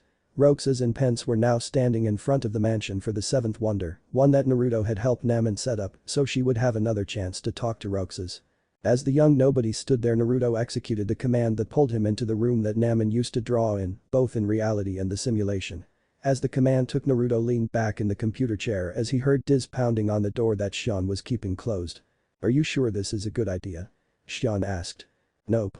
But Namen wanted this chance to talk to him, and I agree. He deserves to know what's going on," Naruto replied. "Open this door." Diz roared as he continued to pound on it. Roxas glanced around as the room he found himself in as he saw drawings on the wall. "Roxas?" Namen's voice called out, causing him to glance around to try and see her, but finding nothing. "Namen?" he called out as he approached a drawing that had 3 people standing together. "This is me. And Axel's here too. Your best friends." Namen noted. "Very funny." Roxas chuckled, "But who's the other person?" "Shion. Your other best friend." Namen replied. "Another one? Is she going to attack me too?" "No." Namen said, pausing a moment before she continued. "Don't you want to know the truth about who you really are? No one knows me better than me." "Of course. But I don't get what's been happening lately." Roxas said after a moment of silence, confused as to what had been happening around town, along with unusual dreams that he had been having the last few days. Walking further down the wall past a window, he stopped at another drawing, showing 3 familiar figures. "You know these 3, don't you?" "Yeah. Sora, Donald, and Goofy. They're from the dreams." Roxas nodded. "About a year ago, some things happened and I had to take apart the memories chained together in Sora's heart. But now I'm putting them all back exactly the way they were. It's taken me a long time, but pretty soon Sora will be his old self again." "The process has been affecting you too, Roxas." "You mean the dreams?" "Yes, you and Sora are connected. And in order for Sora to become completely whole again, he needs you." "Me? What for?" "You hold half of what he is. He needs you, Roxas." "Namen?" Roxas asked as a blinding light overtook him and he found himself now sitting at the table in the middle of the room, sitting across from Namen. "Namen, who are you?" "I'm a witch with power over Sora's memories and those around him." "The witch?" Roxas blinked in surprise. "That's what Diz called me, although Naruto disagrees with him." Namen explained, "But I don't know why I have this power, I just do. I'm not even sure that there's a right way for me to use it." "I can't help you there." Roxas smiled while shaking his head, getting Namen to smile in turn. Glancing around the room some more, Roxas continued speaking. "It's funny. Suddenly I feel like I don't know myself at all. I guess I would like to know. What do you know about me that I don't?" "You were never supposed to exist, Roxas." Namen said after a few seconds, clearly not liking the sentiment behind them. "What?" Roxas blinked. "How could you even say such a thing, even if it were true?" "I'm sorry. I guess some things are really better left unsaid," Namen said. Naruto tapped the final key as Diz finally managed to override the door and stormed in, right as Roxas was returned to where he had been standing, with no time seeming to have passed at all. "How dare you?" Diz roared in anger as Naruto got out of the chair and walked away. What was the point of all this? "Doing the right thing." Naruto stated. "Roxas deserves to know what's happening to him. He doesn't even have a right to be."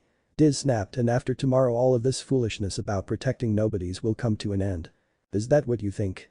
Naruto asked with a smirk as he looked at the man. "Do you really think Sora is just going to go out there and commit genocide? You don't understand him nearly as well as you think you do." "And you do." "I know him well enough to know that he isn't just going to go after the organization and try to destroy them. He'll oppose them, but on his terms and in his own way," Naruto stated firmly as he walked away. "And trust me, once tomorrow is done with, I'll be leaving too. I've had just about enough of your attitude as well." Diz growled something under his breath as he sat back down and Naruto and Shion walked away. Standing in the study, they waited for a few minutes before Riku walked in, the hood on his coat still pulled up as he sat down in one of the chairs. "Nice work with the train there." Riku chuckled. "Got to wonder why though?" "Because Diz is a jerk." Naruto shrugged. "He's focused on his revenge to the point of madness. It's probably the only thing keeping him going at this point. Tomorrow is the last day. Then Sora wakes up." Riku noted. "He wants me to kill Namen." "Are you?" Shion asked with a raised eyebrow. "No way." Riku replied. "I'll get her out. You know Axel is going to go back in there tomorrow, right?" "I'm counting on it." Naruto replied with a smirk. "I'm back to 100% again and I need to test out something. Besides, someone needs to see Roxas off." Riku nodded as he looked at Xian. You going to be okay here by yourself tomorrow? I'll be fine. Diz will be too focused on matters tomorrow to cause any trouble for me. Xian said with a sad smile of her own. Now once this is done, we can leave this place behind. The 6th day started for Roxa slowly and with a sense of oddness to it, as though he wasn't quite himself. Going through the morning routine, he made his way to the usual spot where Hainer, Pence and Alette were already standing together talking. Man, I could not sleep last night. Roxa said as he walked up, and the three not responding at all to his presence. Guys. Reaching out to grab Hainer's shoulder, his hand passed right through him, stunning Roxas as he realized that he couldn't even hear them laughing, and more so when Hainer turned and ran right through Roxas like he wasn't even there, with Pence and Alette following after him quickly. Walking forward, Roxas picked up the photo that they had taken in front of the haunted mansion to find that he was no longer in it, jarring him further. Roxas was worried now as he turned and walked back out into the alleyway, glancing from side to side when the dusks appeared, blocking off his escape down to the sandlitter up to the hill leading to the train station. Turning now as a doorway to darkness opened and disappeared, leaving Axel standing there, looking upset by the turn of events. Look at what it's come to. He sighed. I've been given these icky orders to destroy you if you refuse to come back with me. We're best friends, right? Roxas asked as he looked at the taller man. Sure, but I'm not getting turned into a dusk for Axel said, scratching the back of his head in embarrassment as what Roxas said fully clicked. Wait a sec. You remember now? Why yeah. Roxas nodded sheepishly, hoping his ruse would pay off. Great. But, you know, gotta make sure and all. Axel grinned. So, what's our boss's name? Roxas was silent as he tried to remember anything and shook his head, causing Axel to drop a smile as he looked down in disappointment. I can't believe this. Roxas leaned down now to pick up a stick, and as soon as he had it in a two-handed grip, it turned into the kingdom key, right as the dusks moved into attack. Roxas moved quickly to avoid getting surrounded by the incoming dusks, the keyblade lashing out quickly and viciously at any that tried to get too close as he skidded on the ground around a few of them, confusing the simple-minded creatures as he laid into them with his weapon. The entire time he was watching Axel out of the corner of his eyes, noting that the man wasn't moving but had a look of hurt and anguish on his face as he watched Roxas destroy dusk after dusk. The fighting was intense, but after a few minutes the dusk stopped appearing and Axel summoned up his chakram and was ready to fight. Right as he raised his right arm to send the weapon flying at Roxas, he froze as time seemed to freeze around the entire area. Roxas, to the mansion. The time has come. The voice of the mysterious man who had shown up out of nowhere during the struggle tournament when Axel had first shown up to, rang out though the man was nowhere to be seen. Hainer. Pence. Alette. Roxas shouted up to the heavens, hoping that it would work like it had last time and everything would go back to normal, but his hopes proved to be in vain as everything remained the same. Glancing around one last time, Roxas took off at a run toward the stairs and down to the sandlet. Moments after Roxas was out of sight, a red chakra appeared around Axel as he overpowered the simulation again, standing there shaking his head in sorrow. The Roxas that I knew is long gone. Fine. I see how it is. As Roxas made his way towards the mansion, two figures leapt from the rooftops, cutting down nobodies that were attempting to follow after Roxas. Naruto skidded to a stop as he saw Roxas make his way through the hole in the wall and towards the mansion proper as Riku landed next to him. This is it. Ready? Riku asked. Ready as ever. Naruto nodded. I'll ghost him. You keep the party crashers away. Riku only nodded as he opened a doorway and stepped into it, preparing to move in once Roxas was inside as Naruto jumped down and stepped through the hole himself, seeing Roxas was already running towards the gates of the mansion. Walking slowly through the trees, Naruto saw the nobody surrounding Roxas who was stuck outside of the gates until he seemed to remember something as he pointed the kingdom key at the lock and a beam of light shot out, unlocking the door and allowing him to run inside. Riku took this chance to appear. As Roxas ran inside, he appeared at the gates, weight of dawn in his hand as he cut down the first three dusks that charged in, with Naruto leaping over the walls and following after Roxas, who had poked around the first level a bit before heading up to the second floor to where Namon's room was. Stepping to the side, Naruto stood at the door to the study, directly below where Roxas was, knowing that Namon would soon send him on his way. Stepping into the room, Roxas glanced around a bit before walking along the wall, his gaze going over the images that had been drawn until he stopped at one that showed him walking away in a dark city. As he stared at it, memories that had been locked away began to break free as he remembered that night. How he had felt cold anger and contempt for the organization as he had walked away, how Axel had tried to stop him, warn him that it was a bad idea to leave, and how he hadn't cared. As the pain stopped, he turned to see Namon sitting in the same chair that he had seen her in the day before, waiting for him. Organization they're a bad group. Bad or good? I don't know. Naman said quietly. Diz thinks they are evil. Naruto and Shion on the other hand think that they are desperate, and because of that desperation, they are willing to do anything to accomplish their goals, no matter how bad they might think it is. What I do know is that they're a group of incomplete people that wish to be whole. To that end, they are desperately searching for something. What? Kingdom Hearts. The answer prompted a small chuckle from Roxas. Funny. It's just Roxas began as he walked over to the edge of the table. I think I've been running away from the question that I really want to ask. What's going to happen to me now? Just tell me that. Nothing else really matters anymore. Your Naman began as a crisscross pattern of light appeared across her entire body. Naman. Before she could say anything else, she was forcibly pulled from the simulation as a data version of Diz appeared standing next to the chair that she had been in. There's no knowledge that has the power to change your fate. Diz stated coldly. Even if it doesn't, I want to know. I have the right to know. Roxas countered firmly. A nobody doesn't have a right to know. Diz sneered. Nor does it even have the right to be. But what is a nobody? Roxas pressed. Before he could get an answer, the dark figure appeared in a flash of darkness next to Diz. Diz, we're out of time. Too many nobodies. He said, his voice betraying the worry he felt. Again, before Diz could speak, another doorway of darkness opened and Naman came stepping out of it. Roxas. She said without preamble, nobodies like us are only half a person. You won't disappear. You'll be whole. I'll disappear? Roxas asked in shock. No further outbursts. Diz snapped as he moved to grab the young girl. No, you won't disappear. Naman began as Diz placed a hand over her mouth as he tried to pull her back into the doorway she had emerged from. Wait. Roxas shouted as he rushed over, the man in the black coat stopping him as he stood between them while Naman struggled free enough to continue talking. Roxas. We will meet again. And then we can talk about everything. I may not know it's you and you may not know it's me. But we will meet again, someday soon. I promise. Naman exclaimed as Diz dragged her back into the doorway of darkness. Let her go. Roxas shouted as he tried to get to them, but the doorway shut again and the man disappeared in the same flash of darkness that he had entered the room in. Naman. Glancing around the room, Roxas blinked when he saw Naman's sketchbook and picked it up, deciding that he would return it to her when he managed to find her as he walked out of the room. Naruto frowned as he stepped back into the study where he kept the door ajar to see Roxas walking out and making his way down the stairs again, dusks and creepers now appearing to battle him as he moved, but were cut down with ease as he went over towards the door that would lead him down to the computer room. Stepping out of the room himself, Naruto saw the nobodies turn to look at him and they all hesitated a moment at the sight of him.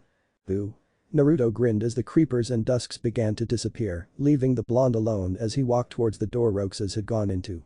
Or stunned back at the world that never was has made me into their version of death. Naruto chuckled, hearing the Biju chuckle in turn at this. Stepping up to the doorway, Naruto peeked in to see Roxas had already opened the stairway down to the lab and was already going in. Walking slowly, Naruto made his way down the stairs and stopped at the doorway to the computer room where Roxas had entered, hearing the young nobody let out sounds of pain as his memories seemed to be returning now in full force. Roxas held his head in agony as he began to remember everything. His role as number 13 in Organization Shi, his friendship with Axel and Shion, his resolve to leave the organization that day, his battles against Naruto, his final fight against Naruto and the impostor, and the Vaj listenings as Diz and the impostor sent him into the virtual Twilight Town, how the impostor had felt bad for what was happening to him and what his fate would be. Though Diz seemed to care so very little for what was happening to him as he finished typing the command to virtualize him. As the pain finally stopped, Roxas stood up shakily and let his anger pour out in full force as the kingdom key appeared in his hands and he lashed out, striking the computer terminal and its many monitors again and again, leaving the screen spiderwebbed with cracks and entire setup completely useless. Standing there panting, Roxas stood to his full height again as he glanced to his left and saw a door sliding open now, showing him the path forward. Walking into the next room, Roxas came to a halt as 4 dusks appeared and Roxas again took the fight to them. Sliding past them, Roxas was quick to disorient them to leave them open to punishment as he struck the 4 down quickly enough when more nobodies began to arrive, only to be struck down by their former comrade. As the last one was destroyed, Roxas looked up to see Axel walking across the width of the room. Simply amazing, Roxas. The red-haired nobody stated, his tone betraying the rage and hurt he felt. Axel. Roxas said quietly. You really do remember me this time. I'm so flattered. With a shout, he was completely enveloped in red chakra as a wall of fire surrounded them, but you're too late. Roxas wasn't sure how he did what he did next as he summoned up his keyblade only to feel 2 weapons in his hands as he brought them down, Oathkeeper and Oblivion both in his hands. Do. Axel barked in shock before he held out his own hands to summon his chakram, only this time something was different. The weapons were thicker and colored in more vibrant red, with the outer edge now having a shield on it with a snarling monkey's face on it. Axel looked a little surprised by this new development as the flames spiked higher in temperature, but his rage was too great to really care. 4. A voice called out as a keyblade shot through the flames, forcing Axel to raise his new chakram up to defend himself in shock as he saw the weapon wasn't one he was familiar with. The keyblade was light purple in color, with the grip looking like a single tentacle, while the guard was two more wrapping around it to complete the oval. The blade continued to look like tentacles until it reached the end, where it took a more bull-like appearance, with a single horn rising up to make a stabbing point, while the teeth of the key were three ends of the tentacles.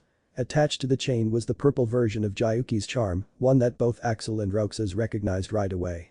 The next thing they knew, there was a flicker of yellow light as Naruto appeared standing next to Roxas, Kurama balanced on one shoulder as Jayuki reappeared in his hand.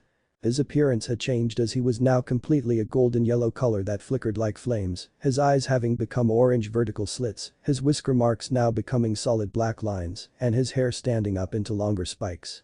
His clothes had changed to a golden haori with matagama along the collar, his pauldron sat on top of the haori as well, while underneath his usual jumpsuit had changed to being mostly black at the top, with 6 gold matagama along the collar there as well, and a vertical golden line going down to his stomach where there were 4 circles, with the outer one connecting the line followed by a black circle. Another yellow circle and finally a much larger black circle that was about as wide as Naruto's outstretched palm. Stretching down from the more solid dark of his torso were 2 lines that went down his legs to rest on the tops of his feet, where a black circle formed there before the lines went out at 90-degree angles to go underneath his feet. "You?" Axel growled out in anger. "Naruto?" Roxas blinked in shock. "The one and only." He smirked as he kept his ready stance ready. "Roxas?" "Yeah." Roxas nodded as he faced his former friend. "Come on then. I'll make it all stop." Axel smirked as he started their battle off by slamming a chakram to the ground and turning the entire floor into lava, getting Roxas to wince in pain as Naruto shot off like a shot, Jayuki and Kurama whistling through the air. Axel raised up his new chakram and let the shields catch the blows, though he blinked in shock as Roxas shot off to the side, Oathkeeper knocking one of the chakram up as Oblivion shot forward in a thrust.